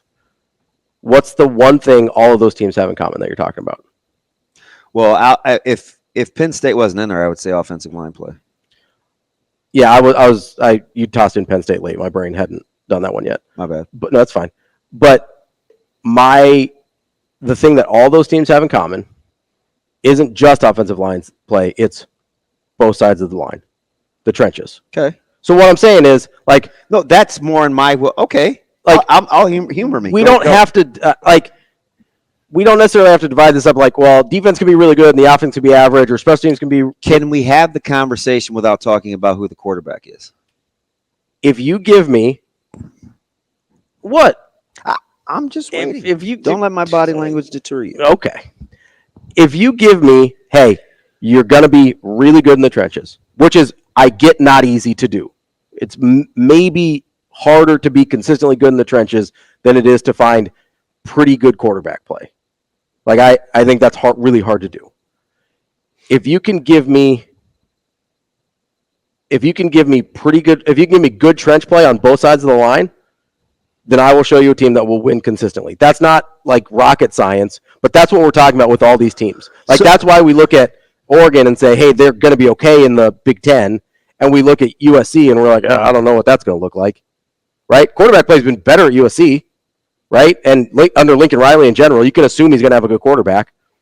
I assume Oregon's going to be fine at quarterback, but I don't know. Like Gabriel, was kind of injured. Whatever, yeah, Moore's coming off a up and down true freshman year. Like, I don't know what the quarterback's going to play at Oregon's be like, but we feel good about them because of what their lines are like. We feel terrible about a guy that we know is going to have good quarterback play because the rest of his team and his lines on both sides of the ball are terrible consistently, right? So yes, we're parsing this up between offense and defense, but if we really want to get to like the crux of it, it's, hey, can you control the line of scrimmage? And then everything else we can figure out. 100%. But let's remember what started this like 3-week onslaught of these deep dives we've been doing. Mm-hmm. Because I posed the question, and I asked it differently last year. I said, built the way Nebraska is currently built. Mm-hmm. And both these things were doing standing broad jumps. Mm-hmm. So what you're telling me is you feel like Nebraska has some depth up front and along the offensive line? Yeah, I proven over the last 3 weeks, and most recently with the yards per carry and number of yards per game, that they run the ball better than we think? Yeah. What do you think the strongest unit is on this football team in its totality? What position? Probably defensive line. Okay, so do I have the offensive and defensive line covered? I think so. So I asked all those questions. Say, aren't we now making the case that we could get more away from what the quarterback needs to be do if Nebraska focuses on accentuates their strengths? If they get at least average quarterback play. They have to get average quarterback play because we saw that last year. They were pretty good on the offensive line. They were pretty good on the defensive line. They ran the ball pretty well. That's the only reason I asked the question. Can you get average special teams play before you get average quarterback play? And this year for Nebraska, I think it's easier to get average quarterback play because of the guys they have. I don't know. Like, I like Tristan Alvano. I don't know if he's going to start making kicks on a consistent basis. I have no idea. I like Brian Buschini. I don't know if he's going to start butting the ball where he needs to on a consistent basis. I have more confidence, and maybe it's foolish. Maybe just because I like him. And I don't know. 5 stars. You don't have to defend the why, because I think most people are with you. I have more confidence at this point, and maybe it's because I've seen too much with the specialists on special teams. But I've got more confidence that Dylan Raiola could be average this year than those two guys. Oh. So for Nebraska this year, I think it's easier to be average at quarterback. It's very. I don't know. I think part of me is just thinking we were so mad at Satterfield last year. It was hard to watch. That's why we were mad at him. It's not his fault, but it was hard to watch. That's why we were mad. I'm glad we could say that out loud because I think people thought he was terrible at his job. Yeah, maybe I take offense to the fact that I like him. You like him a lot. Yeah. And but I think Coach Rule gave a great analogy when he talked to us. Like, he was trying to do surgery on a moving train. Yeah. And we're like, we don't like how those stitches look. It's like, yeah, it looked terrible. We haven't even gotten into needing to get better in game. Because they got to get better in game, too. Hard to watch. That's why we were mad. Kicking off hour number 3 on Hurrdat Sports Radio, AM 590, ESPN Omaha, ESPN Tri-Cities, KFOR in Lincoln. If you're in your car listening to us on any of those fine stations, make sure you click that seatbelt. Wearing your seatbelt saves lives and prevents injuries, but only if it's worn properly. Make it click. That's a message from the NDOT Highway Safety Office. So I think we might have actually gotten somewhere online. Speaking of safety, as in, Splash Brothers breakup. It's over. I don't, between me and you. I think it's about. Who was the shooter? You'd be the shooter. Yeah, I can't be either one of those guys. Yeah, I'd be Clay. I'm not a big dribbler. Yeah, I'm a catch and shoot type guy. You make me laugh. I'm gonna let it go. You can ask JP. I catch and shoot. Yeah. I haven't seen him. So you're frozen? You're going to let it go? Zip it, Martha. Well, I'm not letting anything go. You know that. I stay petty. I think we reached some. Hey, but did I tell you I've got Mr. Durkin himself? Oh, you got it. You got it rocking. Coming by at 12:30 to get me a visual. Okay, there we go. We were trading pictures. Yeah, you got to get your dogs to stop barking at the neighbors. So they barely talk. Yeah, or whatever you call dogs do. It's not their thing. Conversate. Yeah, and they're not very loud, but I do have 2 big ones next door. Great Pyrenees. The dude is so high end. I'm like, man, it'll be a lot of trade. You know what I mean? I think we reached some common ground though on what I'm talking about versus what you're talking about with special teams off air here, because when it comes down to, for me, I don't know why you just don't say it. Well, I think, it takes me a while to verbalize sometimes, to figure out what, because I have sort of a visceral reaction to thing, and then I have to figure it out, process it in my mind why I feel that way. Mm-hmm. I kind of go through this own little personal therapy session with me. It's you'll say something, I'll feel a certain way and react to it. That's totally Jay. And then you kind of push me out. I'm like, okay, I have to figure out why I feel that way. Mm-hmm. And so what it comes down to, I think, for me, is that I just don't trust specialists. This isn't an Alvaro Buscini thing specifically, because although we saw it with them last year, right? Who's the best kicker Nebraska's had in the last 15 years? 15 takes me back to Am I going? I think I'm going. 9. Yeah, so 15, 16 years. Henry was just leaving. Are you I'm counting Henry. Okay. Yeah. So Alex Henry, right? Yeah. Incredible for Nebraska. Incredible. He was a weapon. What happens when he gets to the NFL? No, hold on. That's just what happens when we get to the NFL. Wasn't as good as we thought. He struggled. Yeah. Right? Emotionally. Right. That's it. Yeah. Right? Yeah. Because he didn't get any less talented, did he? No. Right? Could still kick the 60-yarder plus whatever. The leg was there. Everything else was there. So that's the thing that I have a really hard time trusting with specialists, is it seems like, and I get going from college to NFL is a big change, right? But you see it with college kickers all the time. You trust a guy, you trust a guy, you trust a guy. All of a sudden it's gone and you have no idea why. Usually when things go wrong with a quarterback, you know why. It seems like whether it's offensive line play isn't good, the receivers aren't good, they're getting hit too much. You can usually point to things and see why it's going wrong with a QB. So I feel like kickers and I feel like specialists are more like baseball players or golfers, where mentally it can go bad and they can get in this rut that there's really nothing you can do unless they just get themselves out of it. I have a hard time trusting that on a football field. Okay. So it's just weird. I felt like you were saying a couple things at once. The specialists, it's this emotional thing and whatever, right? Even though I think it's mentally and emotionally taxing in a way that, although I think kickers need less to go right than quarterbacks. That's fair. But the thing that they need to go right is mentally and emotionally. Has to be right. Okay, so with quarterbacks, you're like, okay, I trust Raiola more than, let's say, Buscini and Tristan. But then in that analogy we're giving, you're like, then there's offensive line play and there's wide receivers. And I know there's needs. So is it about the individual or is it about the pieces around them that are functioning at a certain level? Because just even in that little talk, you gave way more variables for the quarterback than you did for the specialists. Yeah, that's why I said but I understand those variables. The variables for the specialists I trust less. Not just on Nebraska this year, but in general. Like, I know how, maybe not me specifically, but I know how offensive lines can be fixed. I know how you can go fix receivers, right? I know how you can fix these different spots. I don't know how you get a guy who's just mentally not in a good place kicking to start making kicks again. I don't know how to do that, and nobody else does either. That's the part, is the variables that are there, while fewer with specialists, I don't know how to fix, and I trust them less. Okay. I think it's easier to understand the variables around a quarterback than it is around specialists. I think it's if you're a Nebraska fan base and you haven't gotten very many wins and you're looking forward to this season, I think the ability to get inside the metrics is pretty key, because sometimes we just walk around and we throw out numbers and it's like, yeah, but what does it really mean, right? Like, what's the difference between running the ball in the red zone and scoring touchdowns versus not? Going from the 30 to the 30. What are defenses doing to you? What is it about the play calling that changes? Are we less condensed? So there are lots of little things that go into that, and sometimes, heaven forbid you're right about the running backs needing that they're average. Sometimes you just need to make a guy miss.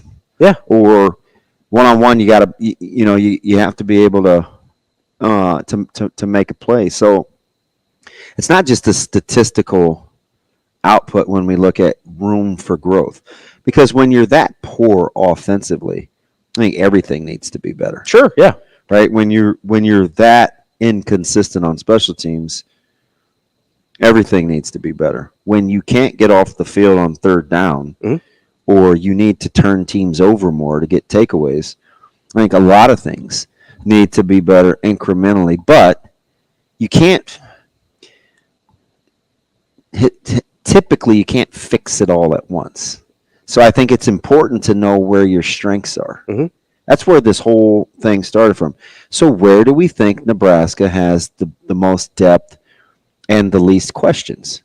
It's offensive line and defensive line.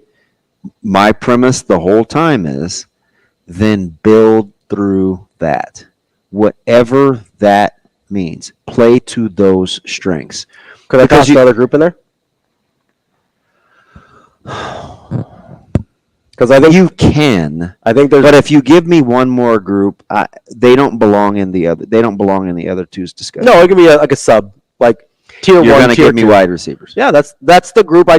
That's the third group for me on this team. So if we still think the offensive line has room for growth because they weren't all what they needed to be last year, and we still think they're good, then the wide receiving group is way behind.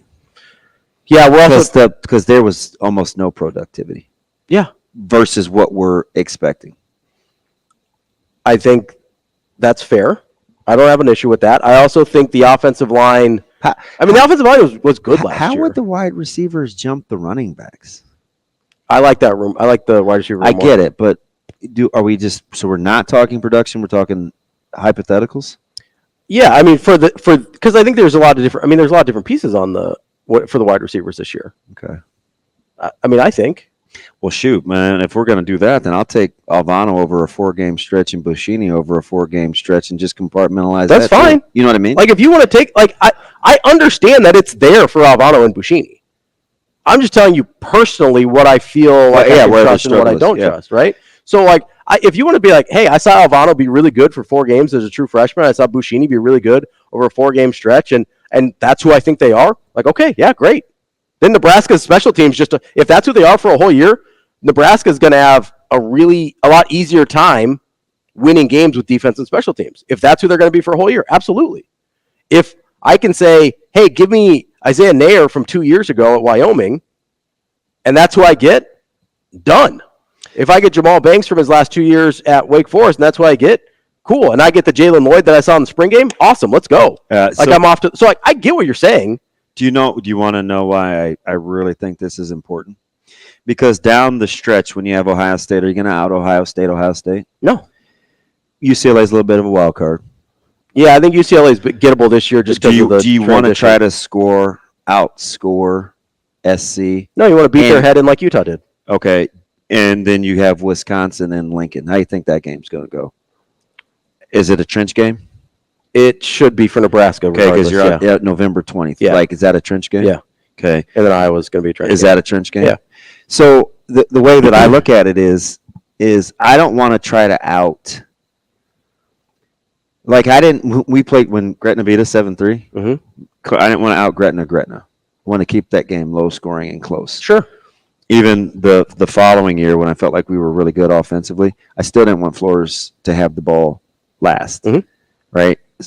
So I always think if somebody's really good at something, I don't want to, and we're not there. It doesn't matter who the team is. Like, Florida couldn't win with special teams against Edmonton. Right? Mm-hmm. They needed to play 5-on-5. Mm-hmm. They needed to keep that thing low scoring because you're not going to out the Oilers. So I think that's how. Can Nebraska still get good at these things, like be better offensively, but you know what it's going to take to win that conference?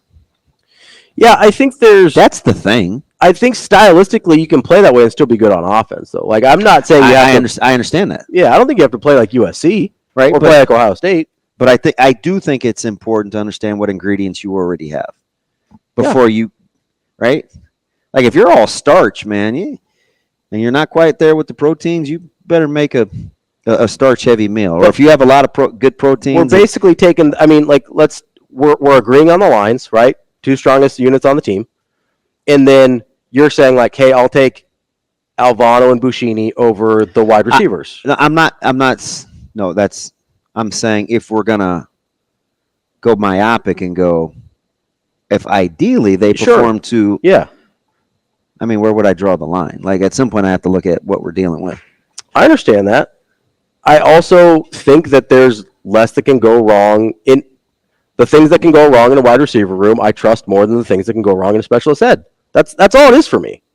Like, I just don't trust it. Okay.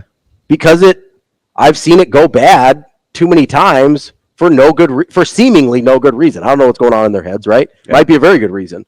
But from the outside looking in, I'm like, it doesn't make sense why you can't make kicks anymore. Yeah. It doesn't make sense. I remember watching Rick Ankiel as a 19-year-old. Yeah. I was like, why can't you throw strikes anymore, bud? What happened there? In the middle of a at-bat. Was that 5 wild pitches? Yeah, it was 5 wild pitches. Yeah. As in what, 2000? Well, 2001? He was 11-5 or 11-7 as a 19-year-old phenom. Yeah. And he, like, in the middle of an at-bat, stopped being able to throw strikes and found it. Was that against the Braves? I think it was like 2000, 2001. I think that was against the Braves. Like, I'm almost positive that was against the Braves. When something goes wrong mentally, like, it's obviously really hard to get it back, and you can't physically fix it, right? You can patch up a lot of other areas and figure it out. Yeah. Let me ask you something. Yeah. So let's take the newbies. Let's take Oregon, Washington, UCLA, and USC. Okay. Do you think they're going into this deal thinking they got to outscore teams? Or where do you think their concern would be?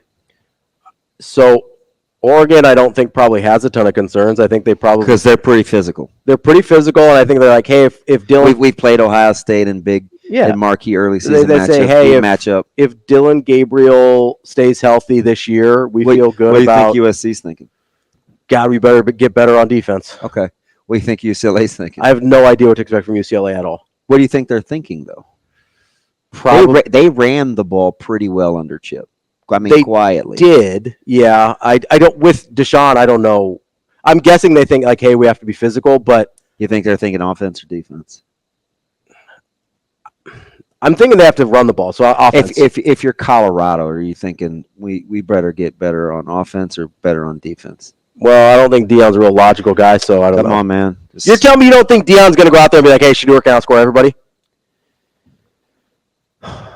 Do you think they need to be better on offense or defense? If they were logical defense. Okay. What about Washington? How did they make their run last year under DeBoer? I mean, they were really good offensively. All the close games they played, remember? Like they were barely getting by, and was it prolific? Because they went through a stretch where they were really good. Washington was really good offensively. Oh my gosh. What? I just Are you trying to tell me Washington wasn't good offensively last year? It's not what I said, but I think what people thought would catch up with them is offensively they were a little inconsistent, especially when they were winning so many close games. Right, dude. 460 yards a game, 36 okay, points let's per just game. look at the man. What the Washington scores, like just how the games were played. Okay, it's funny when you want to make an argument, we get to numbers. When I use numbers to the contrary, it's you told me to look it up. Yeah, just how the games were played. Like what kind of was the sentiment about Washington when they were making this climb? Were they going to be the 4th team? Were they going to be the 5th team? This, that, and the other. Right. All right, I'm bringing up their schedule.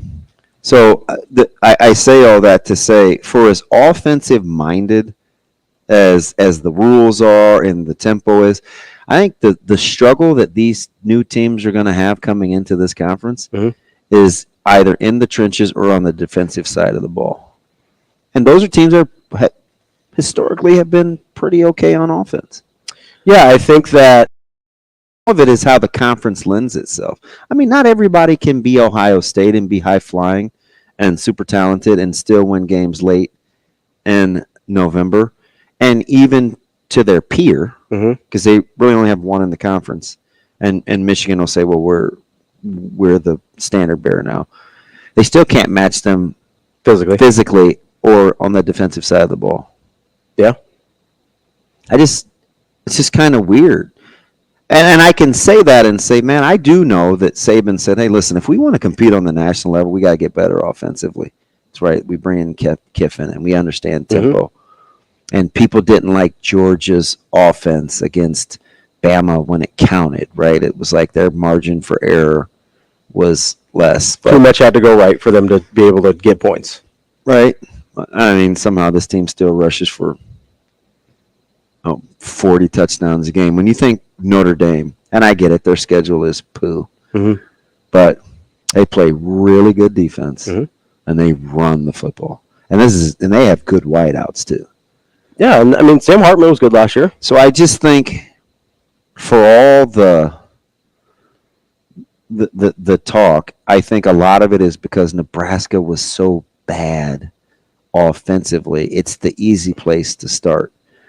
But I think you have to take a look at where are we currently with our ingredients and what does this conference call for? Okay, but it's the same thing with Nebraska that you're kind of talking about with the newbies, right? Like if you're in Nebraska, what do you look at and say, hey, this is where we need to get better? Well, but according to you just get out of bed and can be better on offense just given the fact that I think with the work they've done and the pieces they've acquired, then yes, they should automatically be better at offense. Yeah, They've done a lot of that work. I don't discount that though. Like I'm with you. They still have to get better and learn how to execute consistently and do all those things, but just by the changes they've made from last year to this year, whether that's adding Gled Thomas, whether that's actual personnel in terms of the actual players, like you've seen them address a lot of the issues. We said, hey, we don't like that wide receiver room. They go out and get Banks and Nair and Barney. And I know one thing, you have a fit if they go out there and throw this thing 42 times a game. I don't want them to throw it 42 times a game. So, but I want you to be better, but I want you to play this way because I think this is what will win us the most games. Well, okay, but being better offensively doesn't just have to be passing the ball. Like, yes, that's the easiest place for them to get better because they were so bad at it. Run the ball in the red zone? Yeah, but run the ball better in the red zone. But the passing game also lets you run the ball better in the red zone because guess what? When things got crowded, that's when the quarterbacks really, really struggled. And so if you know Nebraska doesn't wait, so you'd rather be able to throw the ball better in the red zone or run the ball better? I'd rather be able to throw the ball better in general so that people have to be honest on the run game in the red zone. Okay. Like Nebraska, it may not throwing the ball in the red zone may not be as critical with the condensed field anyway, because you don't have room. So, right? But so that's so last year when Nebraska, that probably isn't as much concept as it is accuracy delivering. The right? Yeah, that's a personnel issue. Okay. Yeah, that's not a schematic deal. Okay. But like Nebraska's quarterbacks, I don't think saw the field very well when it got condensed. So they made a lot of mistakes in the passing game, whether it was incompletions, just missing, whether it was throwing picks. We saw a lot of turnovers down there. Like, but if you have that part where you're like, hey, I know this guy can make that throw, I have to be honest on him. So were you saying? Then do you think you're better running the ball in the red zone? Do you think our fans were like, man, if he just threw the ball, if he was just more accurate, or do you think they were thinking, man, run the ball? I think fans were probably like, run the ball. Okay. But if he had completed those passes, they're not complaining. Yeah, because I just remember, I remember vividly saying those concepts aren't difficult. Oh man, you just covering for the coaches or this. I mean, no, because they would get guys open. Yeah, like the concepts were and good. I was like, this isn't fairly. This is a throw you have to be able to make. This is if then you just read the number 2, and Yeah, and it was like just run the ball. These are reads and throws you have to be able to make as a high level college quarterback. So basically, we just care about what the results are. Well, yes, okay, that's what fans care about, the results. Okay, and if those passes have been completed, they're not yelling run the ball, and if they're not. Oh, I know. So it's not about, to me, it's not about how fans view it, because it is very results oriented. To me, it's about, hey, if you're a defense and you're like, this guy's not going to make the right read, he's not going to be able to make that throw, then you can load up on the run in the red zone, because you don't think, what did we just talk about on defense, right? You give you guys, especially at Westside, what is the thing that that you'll give the offense? The thing that you don't think they can consistently execute, right? Yeah, So what did every team give Nebraska in the red zone? Hey, if you could throw the ball in the red zone, congratulations, you win. Yeah. Right? So they're loading up on the run. That's why Nebraska would call some of those pass plays, because they're like, we got 9 guys in the box. Mm-hmm. We have to call a pass play here, and they couldn't execute it. If you've got a guy that can execute those plays in the red zone, whether it's, we're assuming Dylan Raiola, right? If he can make those plays in the red zone, then all of a sudden, hey, there's not 9 guys in the box anymore, and it's going to be easier to run the ball in the red zone. I get it. Right? Like, that's all I'm saying. Yeah. Like, maybe it's probably not as linear as that. It's not. But I understand what you're saying. If this, then that, right? Because I think at the end of the day, when you get into the red zone, it's not, the defense played against you isn't predicated on whether you can throw the ball or not. It's condensed. You're not going to run the ball. You see more pressures. I mean, shoot, man. Iowa only blitzes 30% of the time, but 70% in the red zone. is in the money zone, right? Yeah. So it's like things change down there. Sure, but if you can't execute in the passing game, you make your life a lot more difficult in both phases of the offense. Yeah. In both passing and running. Like, you're not going to score very much down there, and Nebraska didn't. Like, that's the result of not being able to execute there. Coming up next, we've still got some college baseball wrap-up to talk at 9:45. Who knows what we'll talk about at 9:30? I don't know. We'll see what happens. That's DB. I'm Ravi. We'll be back on AM 590, ESPN Omaha, ESPN Tri-Cities, and KFOR in Lincoln with more Hurrdat Sports Radio coming up next. We are back here on Hurrdat Sports Radio, AM 590, ESPN Omaha, ESPN Tri-Cities, and KFOR in Lincoln. We're live on Twitter, Facebook, YouTube. That's DB. I'm Ravi Lulla here on the Pillar Exterior stage. What if TK's right and Emmett goes for 1K? Will you be like, are you being misrepresented with the running backs? I think so, yeah. Okay. I think the running game last year had more to do with the offensive line than it did the running backs. I thought the running backs were fine. I didn't see anything special in that room. I thought they, for the most part, got what was there, and that was it. Where you get that next level where you go from average to pretty good or really good is, hey, I can make one guy miss, so I take a 4-yard run, turns into 7 That's or 8. really the thing. Right.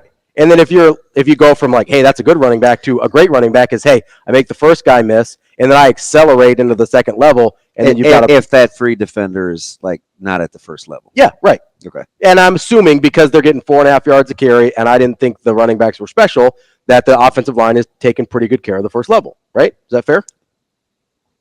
I mean, I have to look at it in its totality. Yeah, but just like off the top of your head, generally, it feels about right. Yeah. Okay. So my thought is, I thought the running backs in general were average, fine, however you want to put it.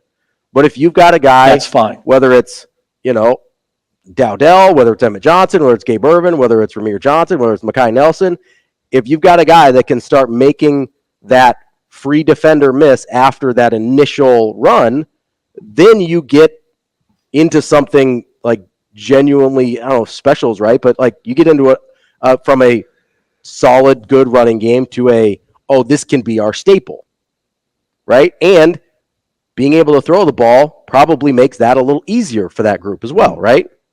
So I think as the offensive line gets better, like, yes, maybe that goes from 4.5 to 4. See, I do think that's how you have to think, because even if like you're playing Colorado, I think the goal would be to just beat them up. Yeah, that's what Nebraska's goal should be, is to beat people's brains in. And then if you've got a quarterback, I just feel like we don't really. It's almost like calling yourself a developmental program. I think if that's what you want, which I do think it's what we desire, especially like we don't want to try to outscore. And I'm not willing to concede. And listen, Ohio State, I get it. People think they're absolutely loaded. I just heard, which I was a little surprised. Maybe it was like subtle heat. To hear Urban Meyer say it's the best roster they've had. Yeah. I don't know how much he likes Ryan Day. That is interesting. Like, I kind of get a vibe. It's like, you're doing my job. He has been a better recruiter. It hasn't yielded the results. Yeah. Although it's hard to. Urban Meyer had some D lines. I thought his D-line recruiting was better than Ryan Day's has been. Ryan Day's offensive skill position recruiting has been insane. Although, remember, what year was that? It's not like Urban wasn't getting dudes. What year was that Zeke ran over Bama? Was it 14? Yes. Yeah, because it was the second. Because that offensive year of the playoff, offensive line was pretty good, too. So it would have been 15. Second year of the playoff was 15, I think. And I remember the first year he went 12-0 when they were under the ban. Was Braxton Miller. Was probably the greatest coaching job. It's his best coaching job. That was not a super talented team. But everybody, like they won a bunch of close games that year. Loves this roster. I still want to see. I guess I have to get it right, because I said this a couple weeks ago. But it's not your best collection of wide receivers, and it's not your best quarterback room. No. Now it'll be interesting to see how the quarterback room fits with how Chip Kelly's going to call it. That'll be interesting to see, because I don't know. Yeah, because we talk about. I mean, you have two of the top. I mean, their backs are. And there's, Will Howard's skill set might be a better fit with Chip Kelly than some of the better quarterbacks they've had, right? So maybe maybe the fit makes up for the talent. At some point, I should probably take a deep dive and look at his offensive line play versus the body types that Ohio State has. Chip Kelly? Yeah, because I thought their athleticism lacked a little bit. And he usually... he needs... My perception of him is that he needs quick athletic offensive linemen. Yeah. And they just were getting... Yeah. I mean, Michigan... You got to go back and watch those games up front. Michigan was incredible. Yeah, Michigan kind of got whatever they wanted. Yeah. And I didn't think... I mean... Although, you got to go back and appreciate Michigan's run scheme, too. Like, I was surprised they only ran for $170 a game. Some of the cool stuff they do, I remember talking about it real time during the broadcast. Now, granted, they had a great running backs coach, too. So, maybe they'll miss Mike Hart, because they ran... the way that they ran. I know they'll miss Jim Harbaugh. Like, Jim Harbaugh's a pretty good coach. Like, say whatever else you will about him, he's a weirdo. Hey, you're not getting any pushback from me. He's fantastic. I don't understand why we're just I mean, I think Michigan's still like 9.5, 10 wins. What? Wait, what, Shane? That's no big deal. Are you getting ready to add something? I just Mike Hart was under. He was, yeah. The way that those backs ran, and Corman, like, they're good. They're good backs, right? Yeah. But they all kind of ran the same. They got down to like their fourth or fifth back against us. About ran the same. And they ran the same. And different body types too. I don't know why I don't know why we're just assuming 10 wins for Michigan when like they lost a lot and Jim Harbaugh's really a football coach. Because defensively they have an NFL defender at every level. That's fair. Every level. But and you have two in the secondary, you have three along the D line, you have one on the second level. Or did I say second level? I'll take it. Third level. You have 2 in the third level minimum, And that's safety and corner. And they could be really good there. And Mason Graham will make the case that he may be the best in the conference. At some point, not having like Sharon Moore might be a really good football coach, but we have no idea. And he probably isn't going to be. Although he did win a lot. He did win some last year, but like Harbaugh was still coaching practices and stuff too. Yeah. It's I don't want to overvalue what Moore did last year or under. Well, I don't want to undervalue Harbaugh. I don't want to overvalue the fact that, like, in game, I thought Moore did a good job filling in for Harbaugh, but like Harbaugh's influence is still all over that team. Yeah, but let's not. Did you watch us in game sometimes? Yeah, I understand. All right, let's not discount that. Not poo-pooing in game. I am saying you can't give 100% credit to what we saw in those games to Moore. Okay. Because a lot of the prep was still done by Harbaugh. I don't 100% say or do anything. Like, I'm just having the conversation. Like, whatever Sharon Moore turns out to be as a head football coach, it probably won't be this year. That's all. And like, first-year head coach, probably not the best version of himself yet. And for Michigan to reach with everything they lost a decent amount of stuff. Where are they? 9.5? I think they're at 9.5 or 10. I don't think. I mean, most people don't do the push, but I think it's at 9.5. I'm curious. I just want to pit them against Oregon. I mean, I don't know what Oregon's is off the top of my head. I'm just looking at it now. But I think we're assuming a lot for Michigan there. You're losing a really good head coach. You're losing a first-round quarterback, even if I thought 10 was high for him, or 8, whatever he went. Even though I thought that was high for him, like he was still a first-round quarterback. You lose Corum, who'd been a really good running back. You lose Roman Wilson, who'd been a really good wide receiver. And that's just on the offensive side of the ball. I'm having a hard time not believing that doesn't have an impact. So currently at Vegas Insider, there are 1, 2, 3, 4, 5. There are 6 teams with a win total above 10. Okay. Who are they? I'm going to say Georgia. Correct. I'm going to say Ohio State. Correct. I'm going to say probably Bama still. No? Incorrect. I'm going to... One is the aforementioned when I said I wanted to pit them against Michigan. Oregon. Correct. Yeah. What am I at, 3? You said is Georgia. I said Ohio Georgia, State, Ohio Oregon. State, Oregon. There's 3 more and 1 you're not going to get. Because they are not Power 5. Okay. Let's see. Who else? The other 2 are... One, I just said I know they don't play anybody. I said it probably 3 segments ago. Oh, I don't remember. Was it? And who am I missing? Oh, it's not Utah, is it? Notre Dame. Oh, Notre Dame. That's right. And then you said one's non-Power 5, so I'm not going to get that one. I'm surprised at this one because of the conference move, but their schedule is still fairly advantageous. Texas? Correct. Yeah. You know what the last one is? Liberty. That makes sense. I'm a big Chadwell guy. Yeah. Whatever the hell it is. K-State is at 9.5. That seems a little high. Telling you. Although, I don't know what the Big 12 is. Well, yeah. So maybe it's not high. And you only have one team that has a double-digit win total. But Utah's right there. Where are they? 9.5? 9.5. Yeah. But Texas leads the way. I mean, it's shaded a little towards the under. It's minus 140. I would take Utah. I'd have to look at their schedule, but with Cam Rice, you loved Utah's schedule. Remember, we only got 3 possibles. We didn't even have a. Oh yeah, that's right. Yeah, I think I've got Utah over 9.5 feels good. Not as good as Iowa over 7.5, but yeah, I think the maybe we gave them was at Oklahoma State. Yeah, which I'll take that as a maybe. Like if that's your coin flip game, like you're in pretty good shape. You're on the road late at Colorado, which could be beat up by then, and you're on the road at Central Florida. Yeah, and I think we're giving Central Florida too much credit there. I don't know. Coming up next, we're going to talk to Phil Stanton, College Baseball Insider. Put a bow on the College World Series here on Hurrdat Sports Radio. Wrapping up the show here on Hurrdat Sports Radio, AM 590, ESPN Omaha, ESPN Tri-Cities, KFOR in Lincoln. We're live on Twitter, Facebook, YouTube. That's DB. I'm Ravi Lulla here on the Pillar Exterior stage, and we're joined by Phil Stanton of collegebaseballinsider.com. Phil, how are you this morning? I am doing well. How are you? We're hanging in there, man. I mean, it's a Rocky Top kind of morning, man. So it's just like that's a heck of a run. I look at this team, Phil, and I hate to go all cliche and use the term fit, but we're looking at the leadership at the top, right? And it's well documented. You know, Votella was a Missouri guy and didn't get that job, and for whatever the reason is, if you believe the stories, but he lands at Tennessee, and just this personality and the guys that he's been able to recruit.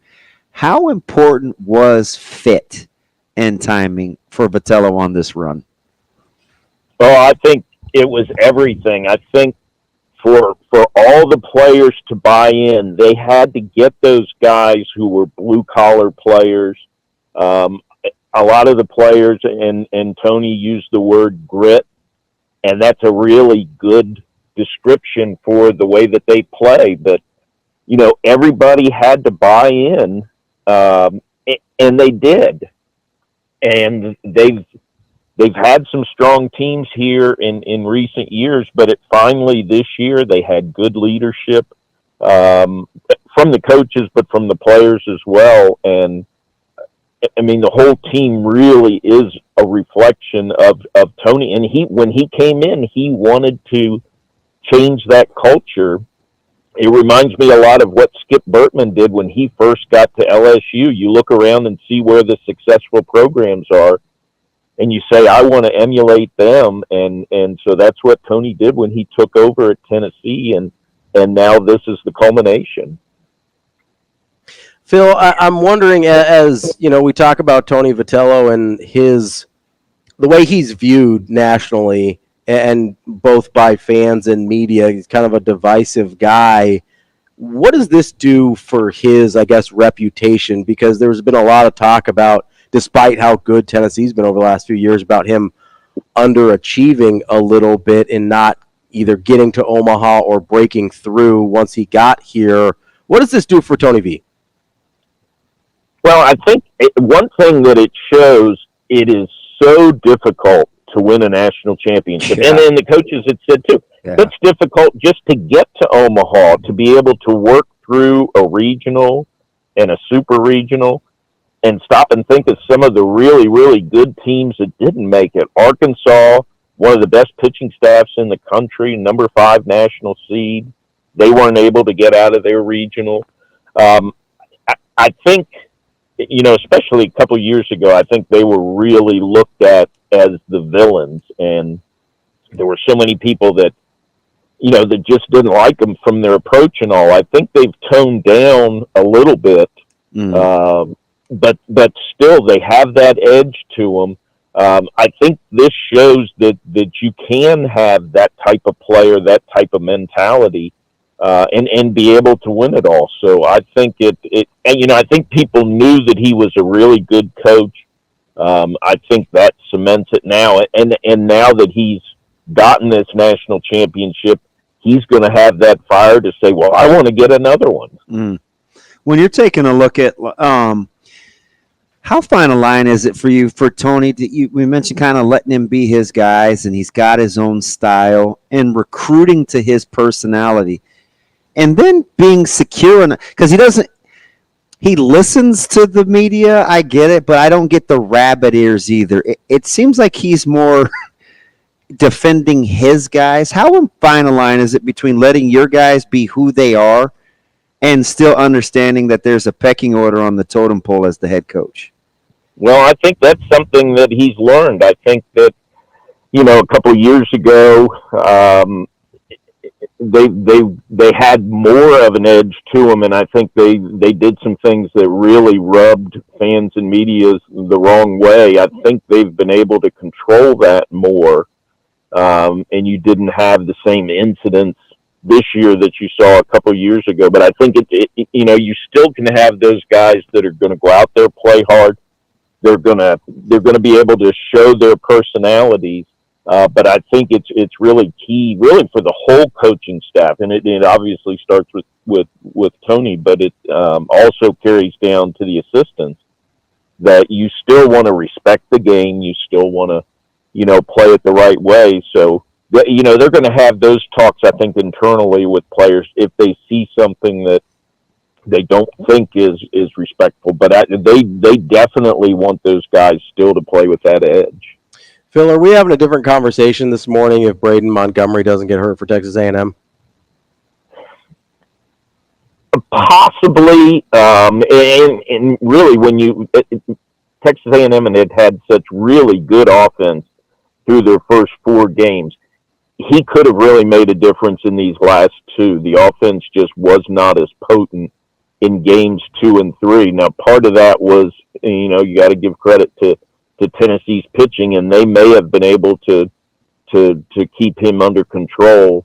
I still think Tennessee would have won, even if Montgomery had played. I think they still would have come out on top. Yeah, it's interesting. We're talking about the degree of difficulty, and it doesn't matter. Stanley Cup, College World Series, NBA. It takes a certain degree of fortune, right? One is health. Some things just have to go your way. When you look at the check swing, no check swing, Tennessee moved right along. Didn't even think about it. Hey, it's part of baseball. But the ability to capitalize the very next couple of at-bats kind of gets undersold in that discussion. How much do you think has to do with that mental approach to the game, that unapologetic approach to the game that we've kind of been talking about? Oh, I think that's a huge part of it. I think there's that confidence, that cockiness that, we're not going to give anything. That was not a check swing, so the inning just keeps going. I mean, when you think back to those first 2 days, I mean, so easily Tennessee and Texas A&M could have lost if Texas A&M doesn't get the rob of a home run. Yeah. We might have had Florida and Florida State playing for the national championship. So I think that was just the way those first 4 games went. I think it showed how close all of those teams are. But you ended up with the top 4 seeds were the ones that were able to get it done, those first 2 days. And so I think, for Tennessee, they're probably internally they were thinking, man, we may have stolen that one. But once you have that win, now it's look ahead. We want to go ahead and win our bracket, and then we want to get into that championship series. Phil, I want to move over to the Texas opening and that whole situation there. There was a rumor that Jim Schlossnagle they were interested in him for that job, and after the game last night, but in general, you look at that Texas job, and it's not like David Pierce was doing terrible. He had 3 College World Series appearances in the 7 non-COVID years that he was at Texas. Where do you think that job goes? Where do you think they're looking there? I think they will look at every top coach. Yeah. I'm sure they've got a pecking order, and I think it will be done quietly, that they'll either, those coaches that have agents, they'll talk to those agents. So there'll be a lot of discussions that never become public, but I think they talk with Tony Vitello. I think they at least, make an inquiry to Jim Schlossnagle. I think Brian O'Connor, Kevin O'Sullivan, Jay Johnson, Tom Walter. Jay Johnson is a good one. I think they're going to talk to everybody because their thought is, hey, we're Texas. We're one of the elite programs in the history of college baseball. So they are going to shoot for the top. They are going to be able to offer a really strong salary to it. So I think eventually, and it'll be interesting to see how quickly they're able to move. But I think they're going to end up with a big name head coach that will end up moving down there, and it really will be an exciting time for a coach to be able to take over because now they're moving into the SEC. Yeah. They want to be able to get back to where they're a competitor, that they're up into that elite of the SEC, which puts them in the elite of the country. That's Phil Stanton from collegebaseballinsider.com. Phil, We appreciate your time and hope you enjoyed the College World Series. Oh, it was fantastic. Had a great time, and we were talking in the press box yesterday. We'll see everybody in 50 weeks. Yeah, there we go. Appreciate it, Phil. All right, thank you, guys. That's Phil Stanton from collegebaseballinsider.com. Yeah, I was gonna ask him about how much that SEC factor played into the decision to move on to Pierce, because he was pretty good. I know he wasn't maybe up to what Texas standards was, but 3 College World Series since 2018. They had a real opportunity this year to get out of that A&M regional. They weren't bad. They were not struggling the way you would maybe think to move on from a guy like Pierce. Yeah, it's just interesting, man. College baseball just continues to go. They just go pluck a great coach from another sitting coach. Yeah, no big deal. When LSU did that to Notre Dame in football, the world was ending. Or when Lincoln Riley went from Oklahoma to USC, it's just what happens in college baseball. It's we want them, we'll pay. Yeah, it's a whole different wild west out there. That's the show for today. That's DB. I'm Ravi Lulla. We'll be back tomorrow with more Hurrdat Sports Radio.